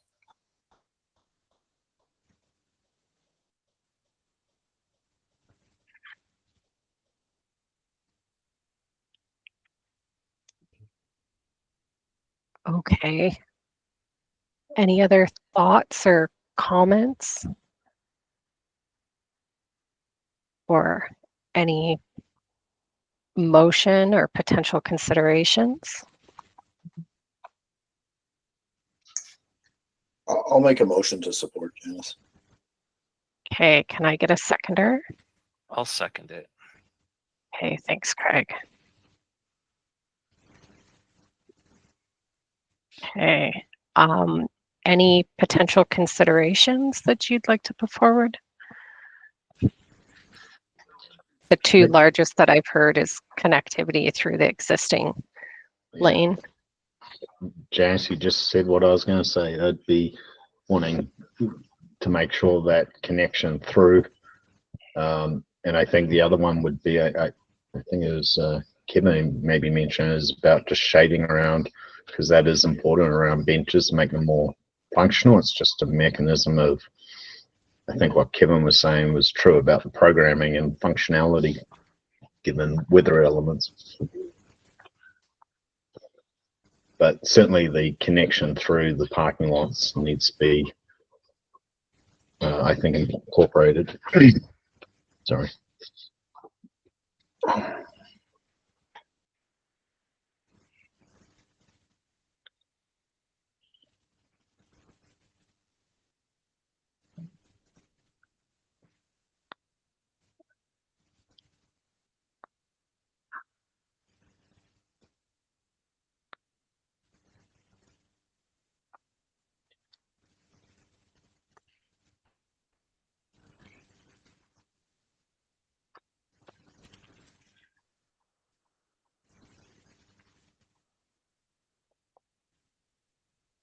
Something along the lines of that. Yeah, I think that I think works. that's good. Yeah, I think that's Yeah. Sorry, Kevin, I cut you off. Was there another consideration or? Nope.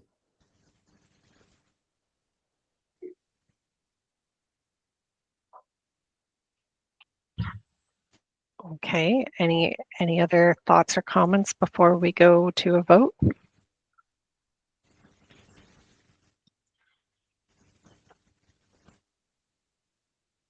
Okay, I'm not hearing any. So for the motion of support as shown on the screen, we'll go on the committee question order. So Nick,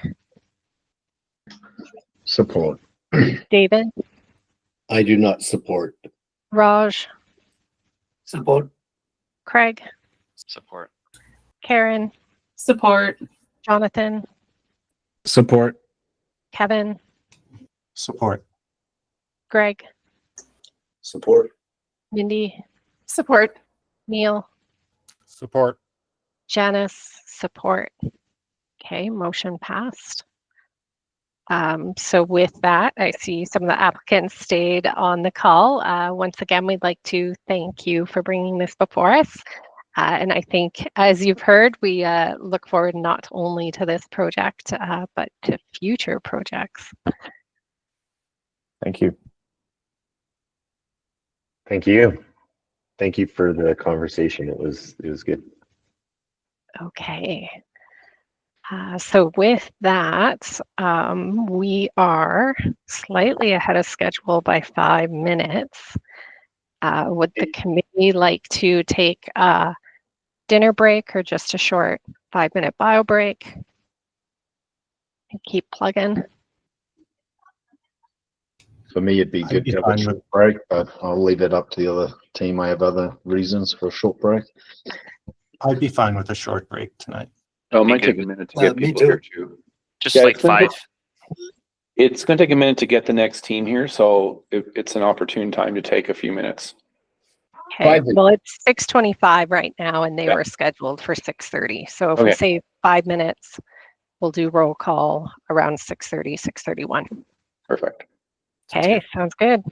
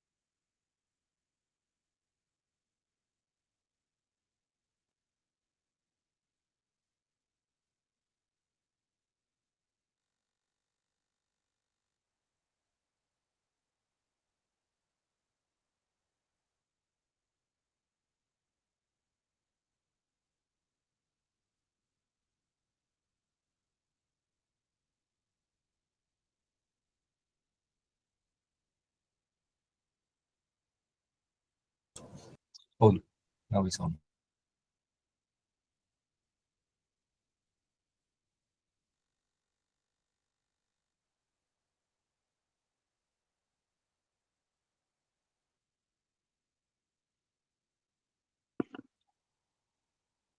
Hello.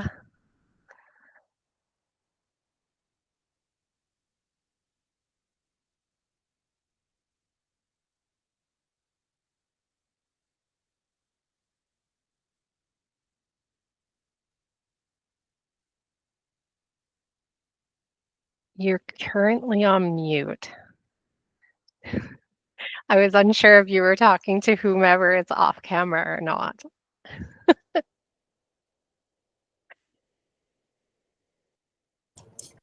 Now they can listen. So now you can talk.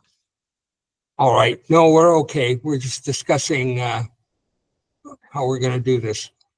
Okay, sounds good. We were just taking a quick little bio break here. I'm just going to run through roll call of the committee members, and then we'll loop back before we do an introduction. All right. Thanks. Okay, sounds good. So for the committee members, we'll go through roll call. We'll start with Craig. Yep. David. Yes. Greg. Yes. Jonathan. Yes. Karen. Okay, we'll come back to Karen. Kevin. Yep. Melinda. Yep. Neil. Yep. Nick. Yep. Raj. Yep. And Karen. Okay, well, we haven't heard back from Karen yet.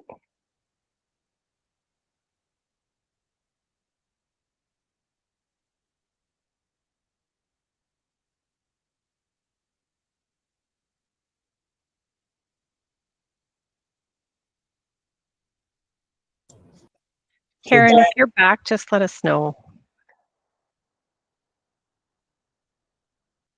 Okay. Is there any more people coming from your side, or? Oh, you're on mute again. No, that's it'll be just me. Okay. Okay. Are you going to share your screen, or would you like Ashley to potentially share? When you say share my screen, Like, do you have a presentation? yes.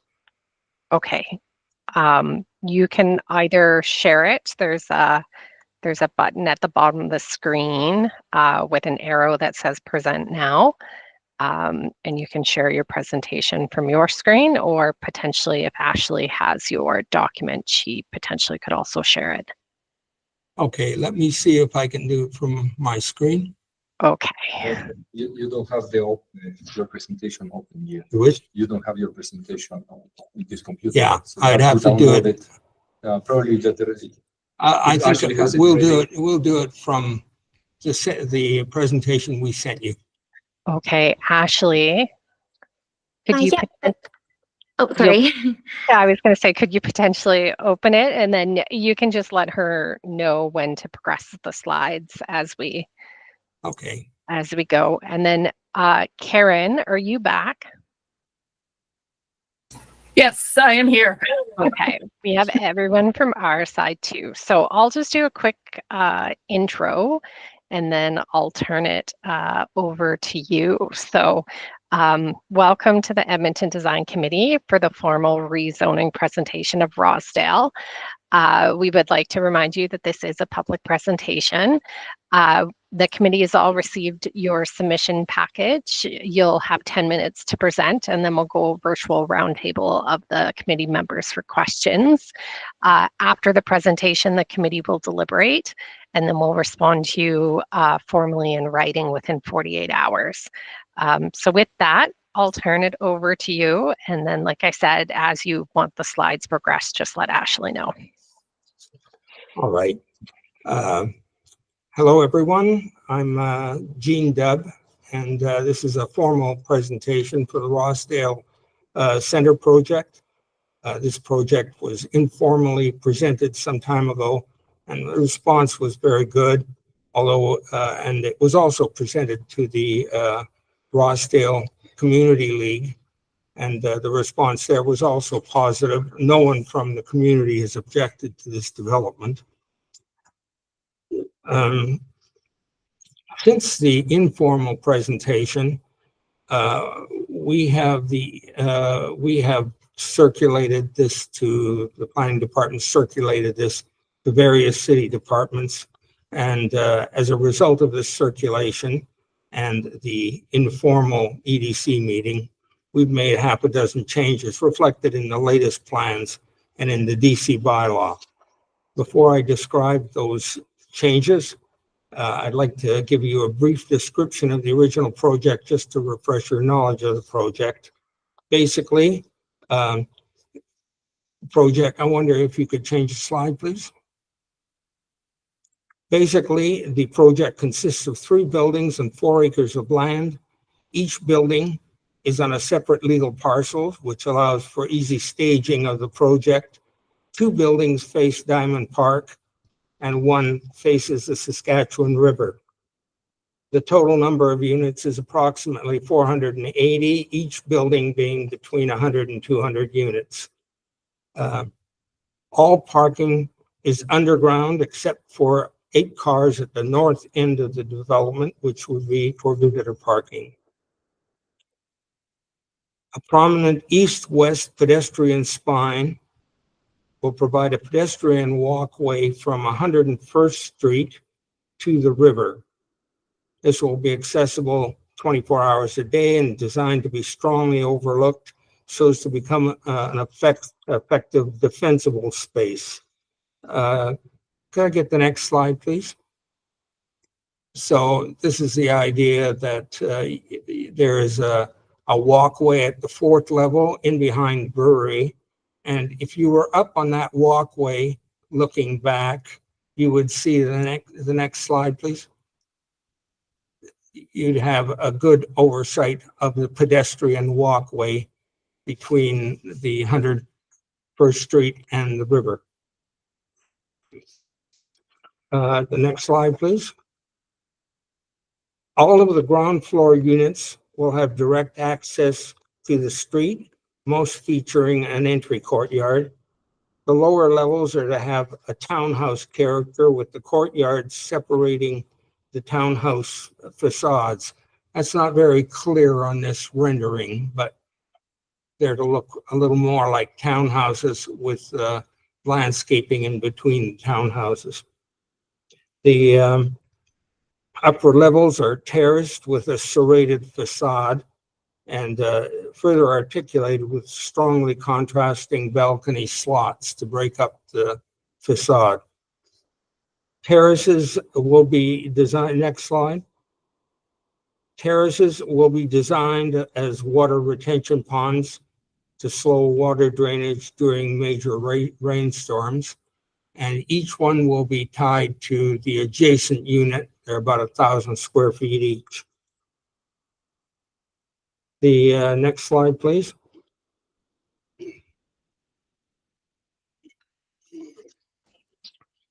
The street frontages around the historic former brewery will be designed to create a character area tied to the brewery so as to provide a central focus to the project. And you can see that the buildings facing the brewery would be done in a sympathetic brick. The next slide, please. The changes made as a result of the informal committee presentation and the discussions with the planning department include, and most importantly perhaps, is the movement of the eastern building, that's the building to the right, away from the river, so as to be totally out of the floodway, and to maintain the character of the river walkway by increasing the natural landscape between the river and the building. The river walkway sometimes serves as a wildlife corridor, and so the landscaping in that area would be informal. On the other side of the building along 100th Street and along the pedestrian walkway, we'd have a more formal arrangement of landscaping. There were 30 major trees are added along 100th Street and 20 major trees located along the pedestrian walkway. The walkway was raised where it crosses 100th Street, and the crossing is to have pedestrian activated flashing lights just for safety crossing that road. It's something we had discussed with the planning department. It may be overkill, and maybe we would determine that after it's used for a while. The development officer has indicated that we would have to have a detailed landscape plan at the development permit stage. Another change that took place is we had a waste collection area at the north lot along 100th Street. And that was a single collection area, which would be service all three buildings. That's been changed to separate collection points for each building. And this was done in response to the discussions with the city waste collection planners, and also to accommodate staging so that we wouldn't have to build a central waste collection area in the very first stage. The lane, which is in between the Diamond Park and Building B, that's the central building or the second one, has been widened wherever between the entry to the parking and the road to which it's joined. The lane has also been widened in areas where you have waste collection. Next slide. The building was jogged to provide more variety in the facade, also to accommodate the increased setback, with a minimum 100-foot distance between the buildings. And I think it's worth mentioning that for several months, we investigated a land trade suggested by the planning department. The deal would involve trading the land east of 100th Street for a comparable amount of land in Diamond Park. After considerable investigation with the lawyers and accountants, it turned out to not be possible. But I bring this up because it addresses an issue brought up by a member of the EDC during the informal presentation regarding scale and massing. And I think it was David that brought it up. And could I have the next slide, please? So this parcel C was to be given to the city, and same portion, a comparable portion of that land in Diamond Park would become part of this development. That certainly would have made for a much easier development for the developer. Probably would have resulted in a much more conventional kind of development. We looked at 3 towers on that site, A, B, and Diamond Park. Next slide, please. And you would have resulted in, you can see 2 of the towers that would replace the angled, the terraced building in front of them. To the right, you have the existing Renaissance Place, and to the left, which is about 20 stories, and to the left, you have an approved tower, 10 stories high, that Park would develop, that the EDC had approved and the council had approved for Parkwood developments. So we show you this slide just to show you that we think the massing of the terrace building that reflects the bank between downtown and the river more so than the towers. We feel that this is a preferable, more desirable massing than the individual towers. And I think that's about all we have to say. So I'm open to any questions. Okay, thanks for that. Nick, do you want to jump right in? Thanks, Janice, and thanks for the presentation. I actually have no further comments. I think the design's rather interesting. I think it'll be a bit of a showcase along the river there. I'm glad you're outside. I think it's a good thing to be outside of the floodplain, and hopefully, you can address to prevent any flooding issues that may occur in the future. Anyway, I'll leave it at that and pass on to the next. Thanks, Janice. Okay, we'll go to Craig. Hi, thanks for the presentation.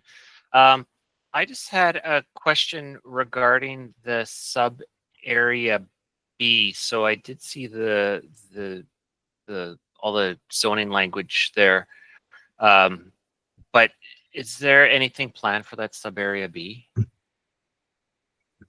Sub area B. It's kind of south of 98th Ave and between 98th and the James McDonald Bridge. I'm just kind of looking through the direct control zone schedule B, and it kind of lists sub area A and sub area B, and just I didn't see any graphics pertaining to sub area B. I don't have. Are we able to switch to a slide? Go back about. Okay. So it's not shown here. Are you talking immediately north of parcel B? Yeah, correct. Yeah. Well, there are 8 parking stalls in that little stretch. And there is one lot which is not owned by this developer.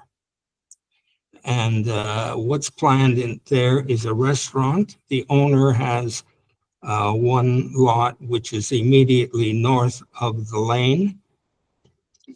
Sorry, it's immediately north of the lane was where we had in mind a central waste area, and it's the second lot, which is to the south of the lane. I've probably confused you. Is that clear? There's a lane running east-west, and the second lot to the south of that lane is owned by a gentleman who has some restaurants, and he would like to develop a restaurant on that parcel. That whole area, that 3 lots, is all intended to be low-rise, 3-story, and in character or in feeling something like the brewery. So you have that a lower area, and the hope is to use materials that make it feel like it's almost part of the brewery. Okay. We're thinking commercial on the ground floor and residential up above, but it could be commercial up above, and it's limited to 3 stories. Okay. Thanks. Nothing more from me right now, Janice. Okay, thanks for that, Craig. We'll go to Kevin. Hi there. Thanks, Jean, for your presentation. I think it's a super interesting development. I appreciate the massing and the greenery on the roofs, if that should come to be. Other than a question or comment about the proximity of the ball diamond to the buildings and the risk of foul balls hitting the buildings, I don't really have any comments at this stage of the development. I'm guessing like the the plan is developing out the properties as much as is reasonable, and that's why we're getting that proximity to the ball diamond. Yeah, those are very shallow lots, and so you can't set the building far back from the property line there. There are trees, which you can see on the image up there, that could be extended down, say, another 100 feet or so to catch any fall balls. But that would catch some of the fall balls. Yeah. I would say the terraces also there is a required green roofs on each building in the DC bylaw. Yeah, I think it's really interesting development. I'll be excited to see it advance as it moves through the process. So yeah, no further questions or comments from me. Thanks. Okay, thanks, Kevin. We'll go to Mindy. Thank you, Janice. Thank you for your presentation, Jane. No questions. I think it's a beautiful addition to this area. Thank you. Okay, thanks for that. Neil? Thank you. I know this is going to be a tough project to pull off. I think you have a lot of moving parts, but from an urban design perspective, I think it's fantastic, and I want to give it a hearty support. So I love it. I'll pass it on. Okay, thanks for that, Neil. We'll go to Raj. Hi, I have a question. So you mentioned that the building was moved out of the floodway, but is it still within the flood fringe area? Or is it completely out of the flood hazard? It's it's out of the floodway, and I think the flood plain consists of two areas: a floodway and a flood fringe.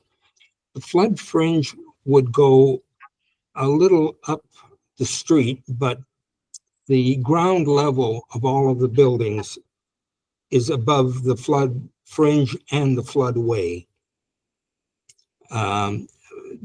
But I'm not sure that that's clear. It's completely out of the floodway, and the flood fringe is something less defined, and some of the flood fringe comes above the existing level of the property, but not above the ground floor of the development.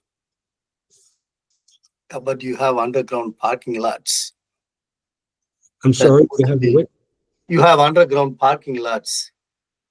Yes. That be a potential for them to flood if those are below the flood fringe level. The flood fringe doesn't go as high as the entry to the parking, but if it went higher than the entry to the parking, then it would go down the ramp. But that's higher than the flood fringe. Okay, so you have a ramp that kind of goes up and then down into the parking lot. Okay, got it. Okay, thanks. Good. Okay, thanks for that, Raj. We'll go to David. Jean, thanks for your presentation. I agree with many of the other committee members that this is a really unique landmark development within the Rossdale area. However, it's sort of going through the zoning information. I'm still a little concerned at this point how all of this development relates and integrates sort of into that surrounding river valley and historical context, and mainly especially with respect to, for example, how Building C addresses the river edge, how 100th Street and the building edges and the development regulation setbacks create sort of this opportunity, create this sort of year-round streetscape pedestrian realm that then integrates into your sort of west-east plaza or muse, if you want to call it. Mm-hmm. Most certainly the interface between buildings A and B with Diamond Park. And I don't know, it would be great to see some potential future opportunities for more practical park development in that area of the Diamond for sure with this development. Yeah, and then just sort of the use of at-grade building surface materials and portal or column height, site furnishings and features such as lighting that sort of currently address what I find to be fairly inanimate looking site in the renderings that you've provided. Now, I suggest that a lot of these things could be certainly addressed in the DP process. However, I'm just wondering, on your opinion, with respect to the current DC rezoning and the appendices, should there be more description or illustrations that sort of establish some of the site intent and with respect to sort of the character and sense of place that you guys are wanting to create in amongst these buildings? It will definitely be further developed before it receives a development permit. But yes, I'm not quite clear when you say you'd like to see more landscaping. Are you talking along the pedestrian way between building A and B? Okay, well, I'll give you some examples based on what some of the points that I made. So, like, first of all, with parcel C in the building, you've adjusted the building, and I have no problem with the massing, as with Kevin's comments, the massing and the arrangement of the buildings and things like that. But it would be nice to have seen some appendices, illustrations, looking at that interface between the building in parcel C and the river valley, for example, or yes, like 100th Street, right? Not right now in the development regulations, there's a 2.5 meter setback on what has been characterized as a potential complete street. But like the last thing, I'm just wondering if there's been any sort of illustrative review of that cross section and the character and the sense of place that's created, through that cross section, as you said, with some of those townhouse units opening up onto the street and so on and so forth. Because as I said, like I really see this being a very unique landmark development, and probably also with some of the commercial aspects, the brewery, some of the you mentioned some of the other sort of commercial development opportunities that are proposed in this area, that this is going to be not just a place for residents, but it's going to be actually a destination for many surrounding residents of Edmonton. So as I said, like I'm just, it would be nice to see a little bit more description and illustrations as to how setbacks and step backs and things like that relate to the character and sense of place that's being established along, let's say, as I said, 100 Street, or the River Valley edge, or that that strong edge that's created along the south and west edges of parcel B. Yeah, and just to get a better sense of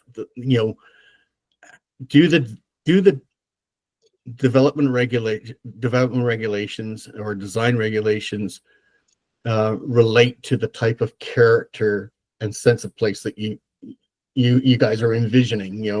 The buildings are one part, but what knits that all together is really the site, right? So yeah, I think what you're talking about, especially parcel B, is quite important, and the planner that we worked with also thought it was important, and he had us do sections showing how that because parcel B is such a shallow parcel that you've got to virtually develop from the edge of the property to the edge of the property. Mm-hmm. And so he had us show how that would work with entering the building from the street level. And we don't have a rendering of it, but we have had studies of the entries to the buildings along the street, and it's a very important part of the way this addresses the street. I don't know if I can I No, could. that's fine. As I said, I was just more sort of concerned with, putting this DC in place and creating unreasonable sort of requirements or restrictions that might sort of affect the overall character. Like, as I said, like 100th Street is a good example, because I really see that being a wonderful sort of neighborhood pedestrianized type of road that then really connects well with that west-east sort of plaza muse space, right? But if we're going to have like these major setbacks along with a full road right of way and so on and so forth, like maybe even in the illustrations that you have right now of that, I'm just worried about losing that character, and it just becomes a quick sort of freeway connecting the lower portion of Riverdale with Rossdale Road and so on and so forth, rather than this very sort of unique sort of Rossdale and environment or neighborhood. So anyway, yeah, well, I agree with you that it's important, and we're certainly giving that a lot of attention, but it's true. We haven't communicated that with you here in this presentation, and I think it needs more study. Yeah, and as I said, I would assume, of course, as typical, that would be through the development permit process. Yeah, as I said, I would just be concerned that none of the regulations create a roadblock for sort of achieving a wonderful end result. So anyway, that's all I have. Thanks. Okay, thanks for that, David. We'll go to Jonathan. Yeah, thanks, Jean, for the presentation. Project looks really exciting. I have similar comments, I guess, to David. And just looking at the DC zone, I think it would be good. Like, I'll be upfront, I'm not a landscape architect, but I think it would be good to include some mention to things like LID features on the site, and kind of like considerations for that, just considering you are so close to the river's edge, and I feel like the project feels very it doesn't have that kind of like soft relationship with the river, just by missing those landscape features. And I think that would be something that could be included in the DC text. And then the only other comment I had was around just the step backs. I know there's a provision for having a transition, I think it was like from the lowest point of 3 meters to the highest of 59 or something from the south to the north. But I'm also just thinking about the kind of like human scale experience on 100th Street, and thinking about whether there's like a more like significant step back for pedestrians who are on 100th Street, which could be this kind of like very active street with by not having a kind of vertical 7-story tower above you. So by having some kind of step back to create a bit of a better relationship to the street along 100th Street, I think would be good to include as well in the text.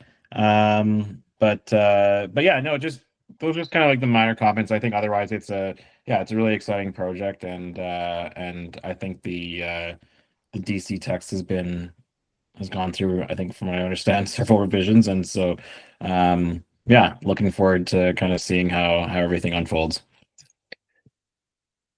One of the things I would mention is that we did push the building well back towards 100th Street, which means you're going to have the tower, especially on parcel C, closer to the property line on 100th Street.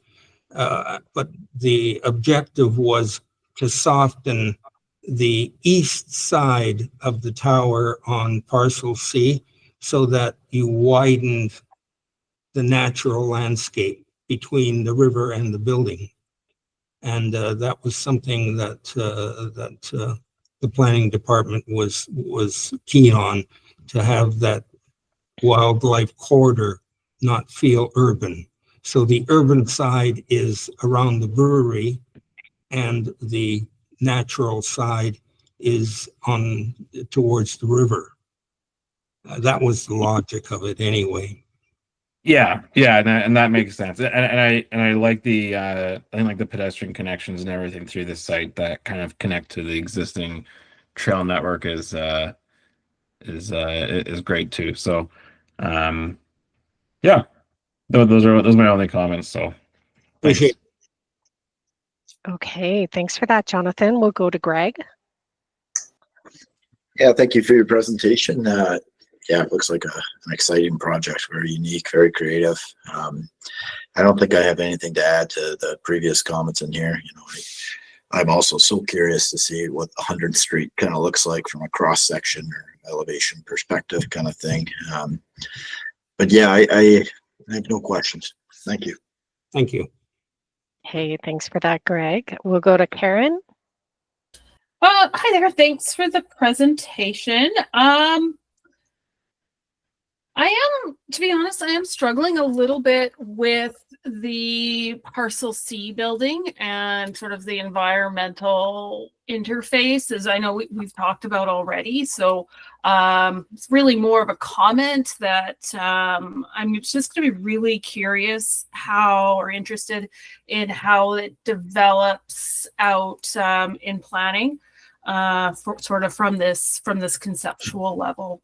I think it's a really cool, neat project and kind of a cornerstone to that area. But I do think there's still a fair number of details that'll need to be worked out between the policy and the development permit. So exciting, exciting project. So that's pretty much it for me. Okay, thanks for that, Karen. Similarly, I don't have really anything to add. I am curious because I know when this came for the informal, there was still kind of ongoing communication with the community leagues, etc. You briefly touched, Jean, on your presentation that you have met with the community leagues and didn't hear anything negative. Is that correct? Yes. Okay. Well, that's all I had. Similar to what we've heard, I'm excited to see this one move forward. So with that, Jean, I'd like to thank you for bringing this before us. We're going to jump into deliberations here. Feel free to stay on the call. We just ask that you don't participate. So with that, we'll open up the floor to the committee. Any thoughts, comments, motion? I'd put a motion. So I'll second. Yes. We heard lots of yeses. Okay, so we got Nick with a motion of support and Neil as a second, and then we'll go to Raj of what Raj is going to say because we do have motion on the floor. Yeah, I think my concern is this development being on the flood fringe zone and having an underground parking lot that has a potential to flood. I understand. I think there could be design considerations. I think it's something that I wanted to add to the consideration. I think there should be an engineering study or some sort of assessment to ensure that the parking lot doesn't flood. Is that a reasonable thing to put it in, or is it outside of the mandate?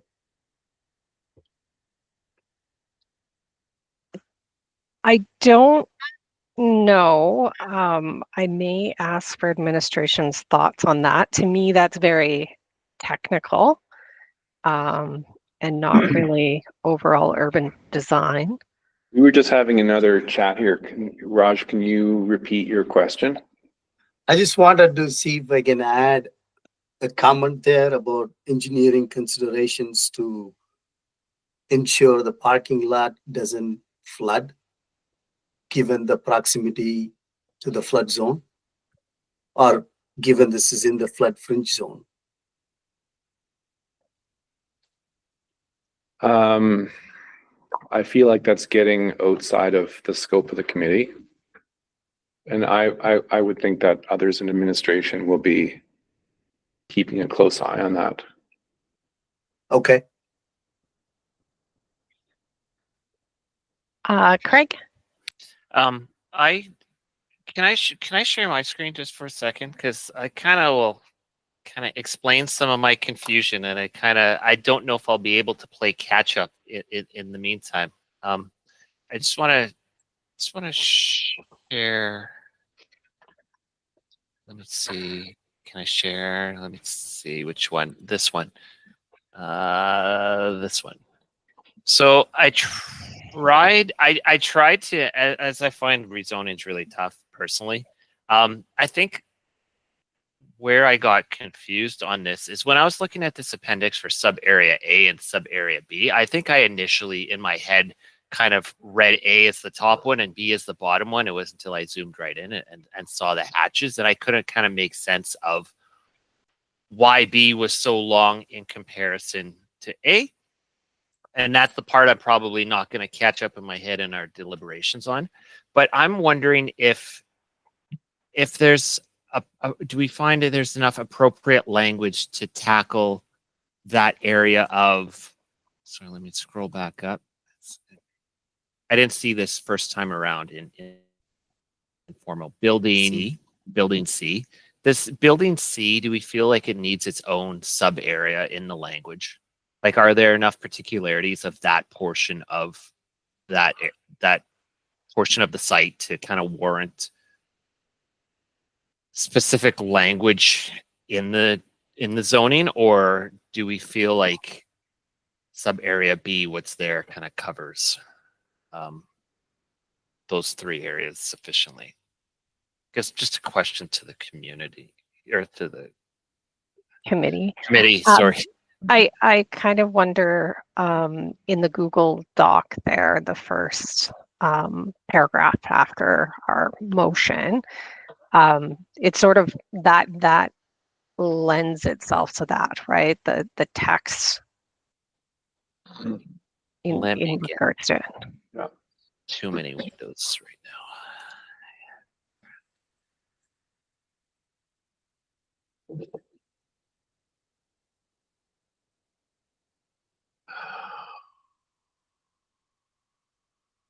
The first part, I guess, of that paragraph, specifically building C. Just getting this on a bigger window so I can see. Yeah, don't try and my read old it. eyes.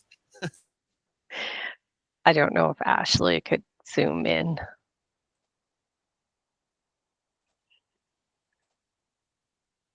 There, that's better.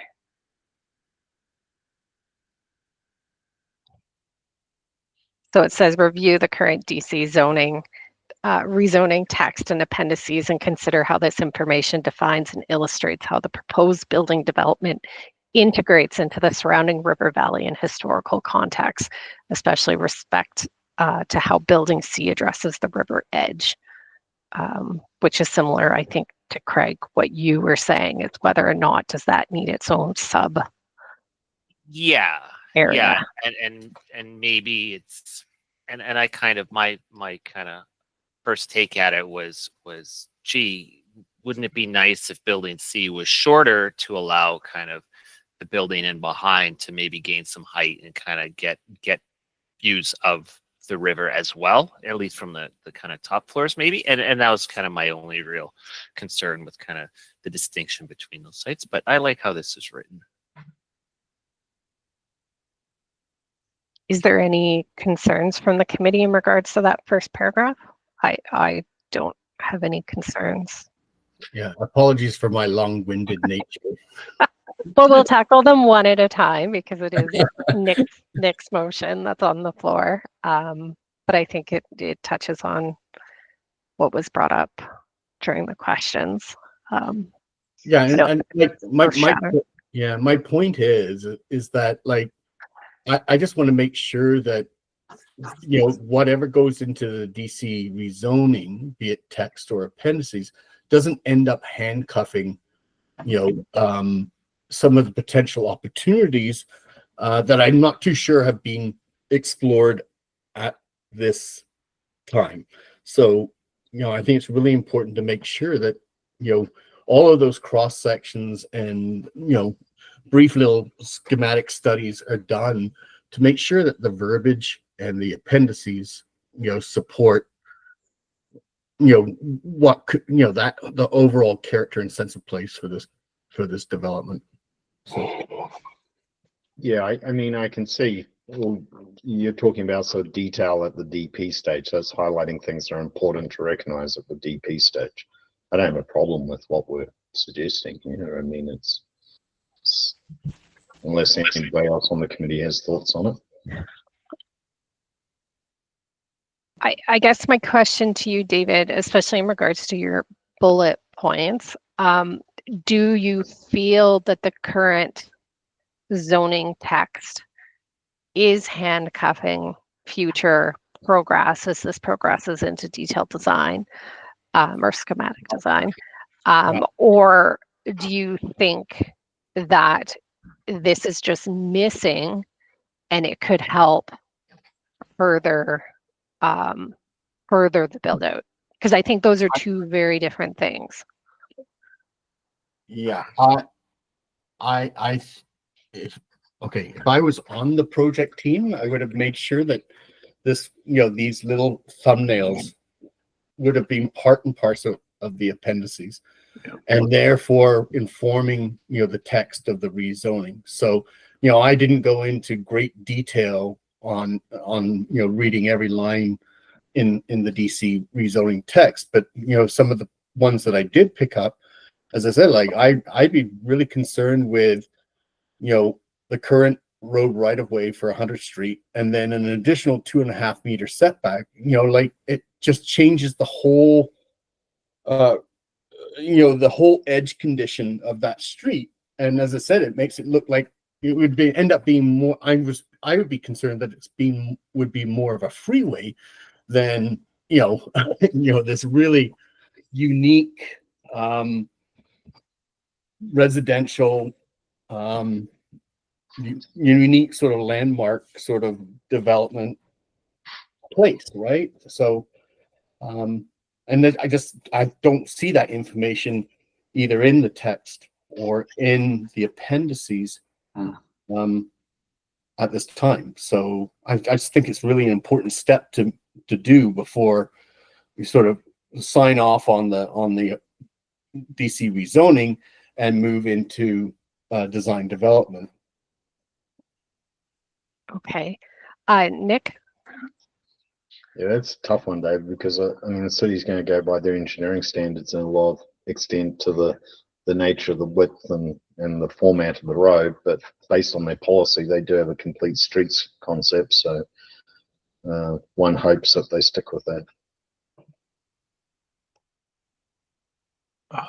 Well, yeah, I guess where I'm coming from, is this concept. Well, if we're talking about 100th Street, for example, is this concept of great streets, right?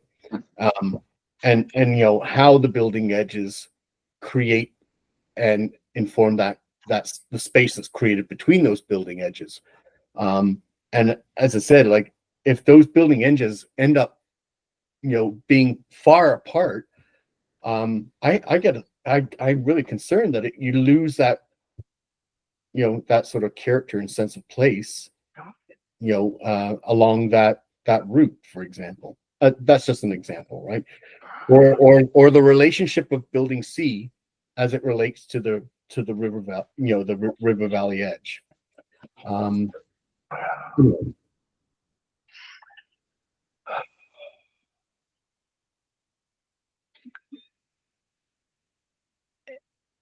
Yeah, I get it, David. I think we'd have to wordsmith the last paragraph and bullet points. Well, the questions can come out. Like the other question considerations, those can come out as far as I'm concerned, because they are sort of covered in. I wouldn't take that, many of these items, I would suggest that, where am I? You know, this context could come out. So.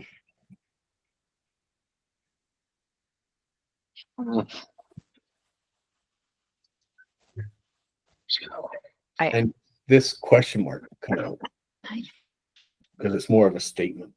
Sorry, I'm not actually logged in, I don't think. Oh, you deleted them, David.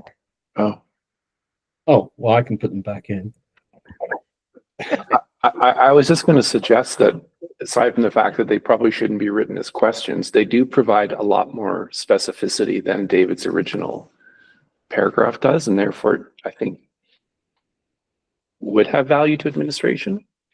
Yeah, I was thinking that too. Like I don't mind the first paragraph of reviewing the current DC tax because I think the bullet points support that definition that you're looking for, right? And I think it would be good for us to acknowledge as a committee because, like Craig said, we sometimes struggle with rezonings versus DPs or development permits and the level that we're looking at. Yeah, I as I sort of suggested, this is a very, very, very unique development.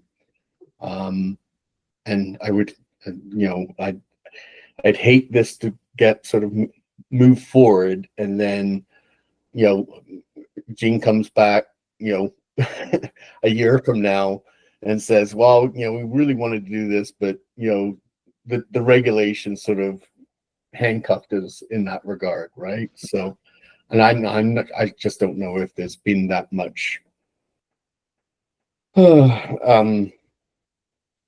thought, you know, placed into some of these site components, and you know, that we have adequate enough regulation or description to ensure that all parties don't lose that opportunity, right? So. Yeah, I almost feel like, David, that this should go here and then them just be wordsmith so that they're not questions. Sure. And then even in this, we could word it as, you know, the committee acknowledges that many of these items can and will be further addressed in the DP process. However, the committee recommends the applicant review the current DC zoning text.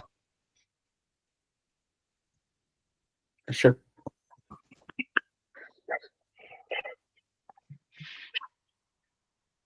Thoughts, comments from the committee?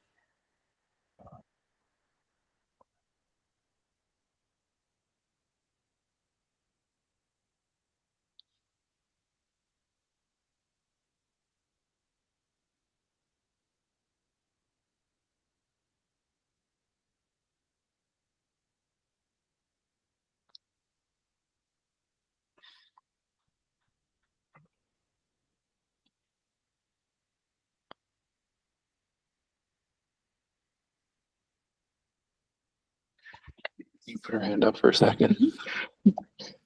Janice, as you say, as you just said, can and will be addressed in DP process. I think that's a good assumption, but it's an assumption.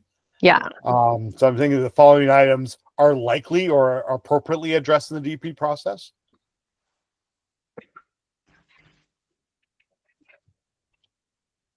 Okay, say that again. I was thinking either likely to be addressed in the DP process or appropriately addressed in the DP process. Yeah, or would normally not be. assuming that it will be addressed. Yeah. Yeah. So. Well, that's not the point I'm making here. Like, if you go to this last paragraph, which maybe should come up to the beginning of that thing, I'm saying I'm saying is that, you know, before, you know, although, you know, a lot of these items can be probably handled in the DP process with respect to sort of the DC rezoning and appendices. The question is, like, should there be a description and illustration that establish the intent with respect to the character and central place that those things create, right? So, and then there's some very specific well, areas that, or items that I've sort of identified here. So anyway, I think it just needs to be wordsmithed.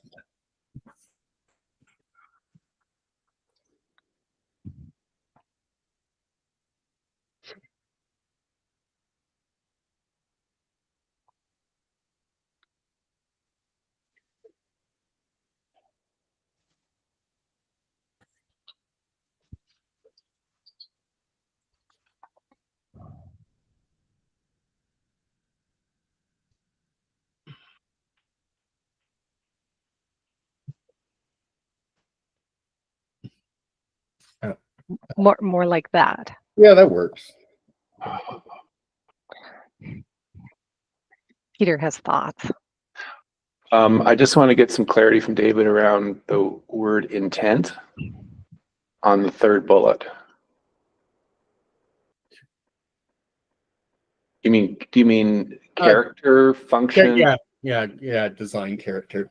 Okay, can you just make that change? If you don't mind. I also, if you don't mind, just for clarity, want to just revisit David's comment about, when and how these considerations get addressed, because I don't want to wordsmith something that's actually arguably very substantial, because I thought what I heard him say is that even though it can be addressed in the DP process, these things should be dealt with now. Is that what I heard? No. No. I think it would be in the best interest of the applicant to make sure that they're okay with the information that's within that DC, to ensure that it's not going to handcuff them as they move into DP after this has all been approved. So, well, yeah, I think that was just, I was trying to put what you said in another way. So you and I are not disagreeing, but that idea that you're suggesting, I don't believe is in what you've written. And if it's important, I wouldn't want you to leave it to Janice and I to try to wordsmith that. Okay.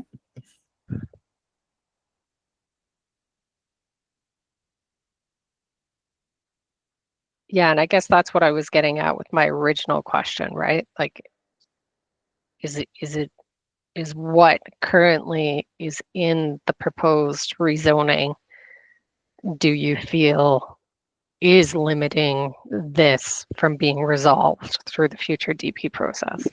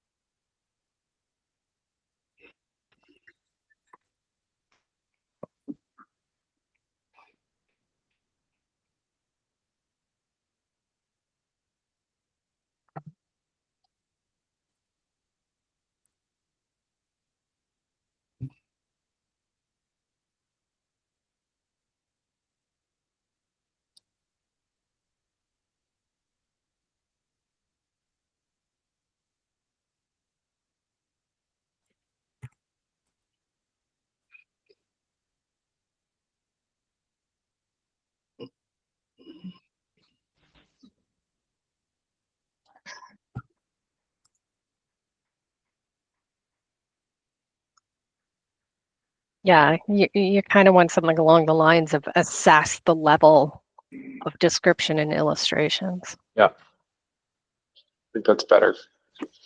Clearer.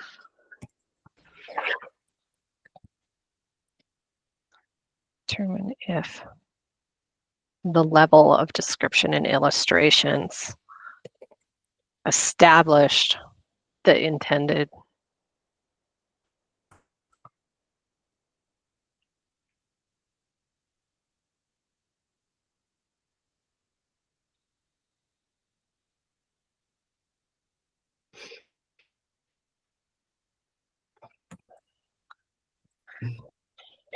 Support.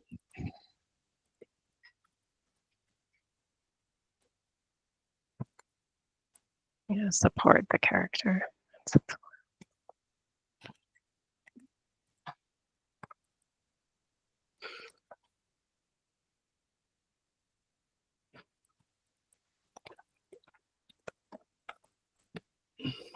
Oh, I can't spell. Yeah. All right, I think we can work with that. Yeah, and then I would say that, key. Oh, Key considerations or key. key assessment.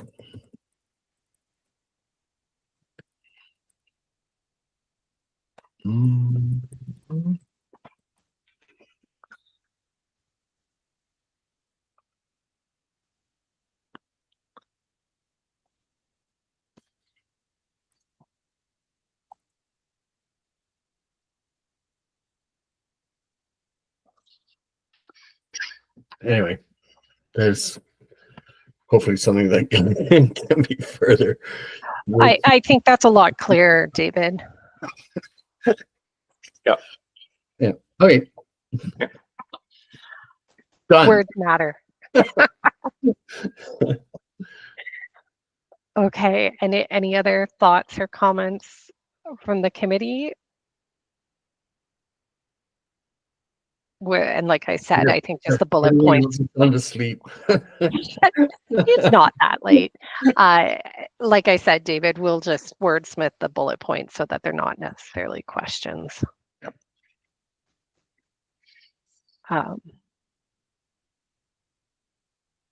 Okay.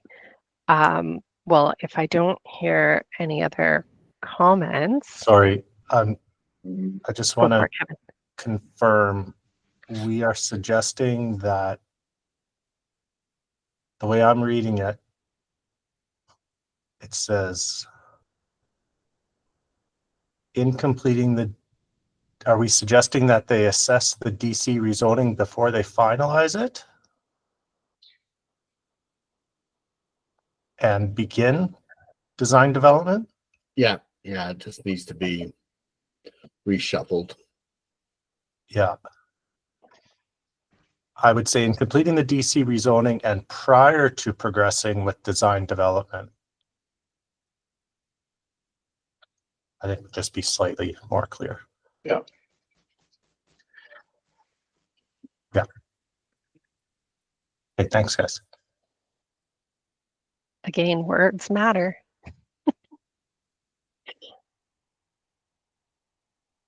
Okay. So with that, for the motion of support put forward by Nick and seconded by Neil, we'll go through in the committee question order. So for the motion of support, Nick? Support. Craig? Support. Kevin? Support. Mindy? Support. Neil? Support. Raj? Non-support. David? Support. Jonathan? Support. Greg? Support. Karen? Support. Janice? Support. So the motion passed. Okay.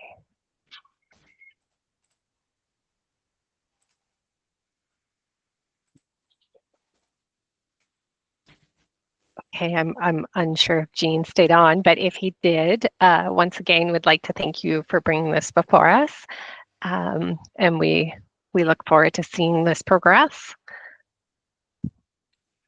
Okay, for the rest of the committee, we'll move on to item D, other business, D.1, 24-25 work plan update. Okay, I'll make this quick. There's not much to report in terms of the update. We did extend our phase 2 engagement to, I think, at the end of this week. And I think in doing so, we've gotten a few more survey results and another interview scheduled, but that's going to have to bring everything to a close so that we can get cracking again in order to make our April 30th deadline. So that's about it. We haven't really thought too much looking forward about how and when we engage the committee in terms of wrapping this up. We do have a subcommittee meeting scheduled for the third week of January, where we'll kind of strategically do things, but you'll have to stay tuned in terms of the broader committee engagement. But we would bring all of this to you sort of, I don't know, sometime in April to kind of bring it to its conclusion. Any questions?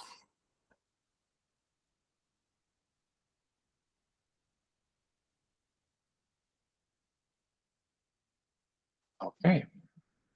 Janice, can I move on to D2? Yep. Okay.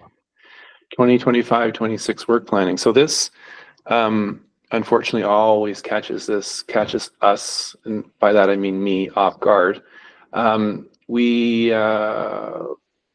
We're required to get all of our annual reporting and work planning for the next term ready as we speak. In fact, the work plan is due to the Office of the City Clerk on February the 7th.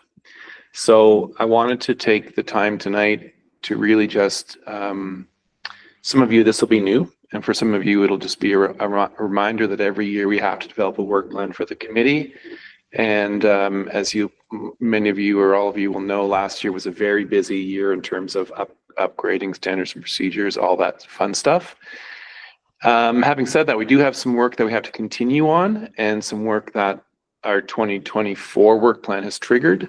So I just want to throw a couple things out there with the note that I'd like to use the meeting on the 21st to carve out some additional time to have a larger conversation about this. But right now, there's 4 areas of work that I'm going to suggest to you that we need to think about doing.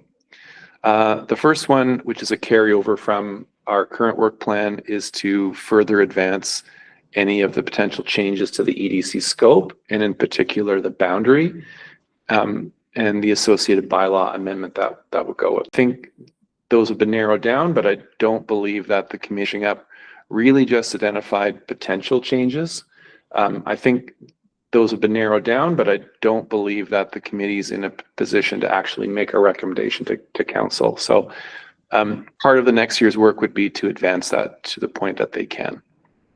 The second item here, again, which follows out of the work planning, and in particular, the report we're getting ready to take to council as we speak, is about the need to train up the committee in certain areas to better implement the guiding principles. And some of the ones that come to mind are training around inclusion, and specifically GBA plus training, some of the sort of climate resilience awareness, et cetera. So I think there's an opportunity for the committee to investigate training that's associated with the implementation of the guiding principles. Similarly, the third item would be education of industry around those guiding principles. And that's come up in some discussions we've had recently just with our upper management about, the need to really get out there and to make sure that our industry partners are well aware of what we're advocating for. And I think the last one is not really a work plan item, but it's really important, is that I think we, and again, I need to get into a mind shift where we're not going to be looking to do this work over a full 12-month cycle. We simply can't if we have to be doing work planning and reporting in line with the various corporate timelines that we're given. So, for example, we're trying to write an annual report for work that's not done. And in a perfect world, and I think what I'll suggest we do next year is we wrap up our work planning. And in fact, we even develop the following year's work plan, which will be 26-27, by the end of December. so that we do about an 8-month work plan to be able to meet all of our corporate deadlines in a manageable way.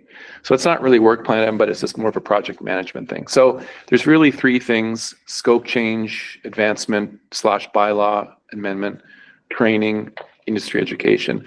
Those are the 3 things that sort of really clearly come to mind. I'd like to put it to the committee, not now, but to think about when we meet again in 2 weeks and we have a bit more of a conversation around, are there other things that the committee thinks you'd like to strategically advance to better the function and impact of the committee? There's my bit. Any questions or comments?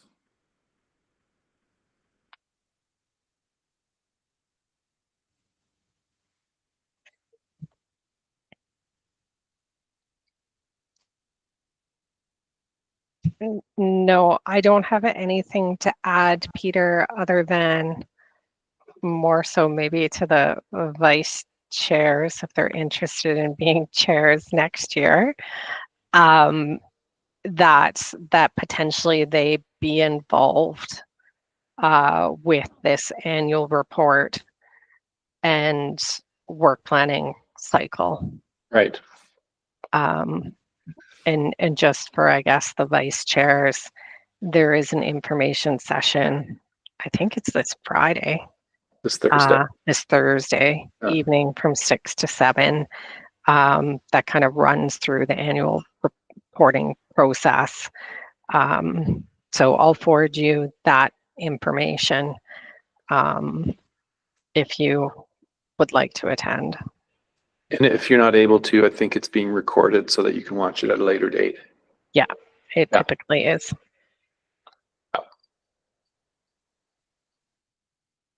So typically what happens in this process, sorry if I cut anyone off, is, or at least this was the case last year, I think we did get some broad input, but it was really the subcommittee that hunkered down and got the work plan done. So we have one more committee meeting before the deadline. Actually, that's not true. We have one more, I think, the very first in February. So we do technically have 2. That would be sort of the higher level input, but the subcommittee will kind of work with us as administration to get the nuts and bolts of the annual report and the work plan put together. So there's not a huge demand on the committee, but we want to keep you in the loop and get your kind of broad input and thoughts on this.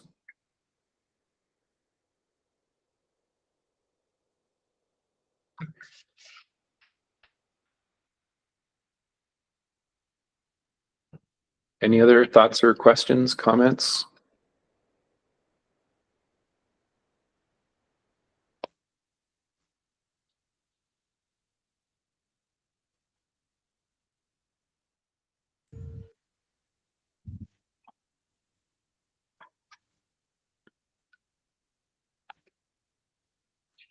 Not hearing any.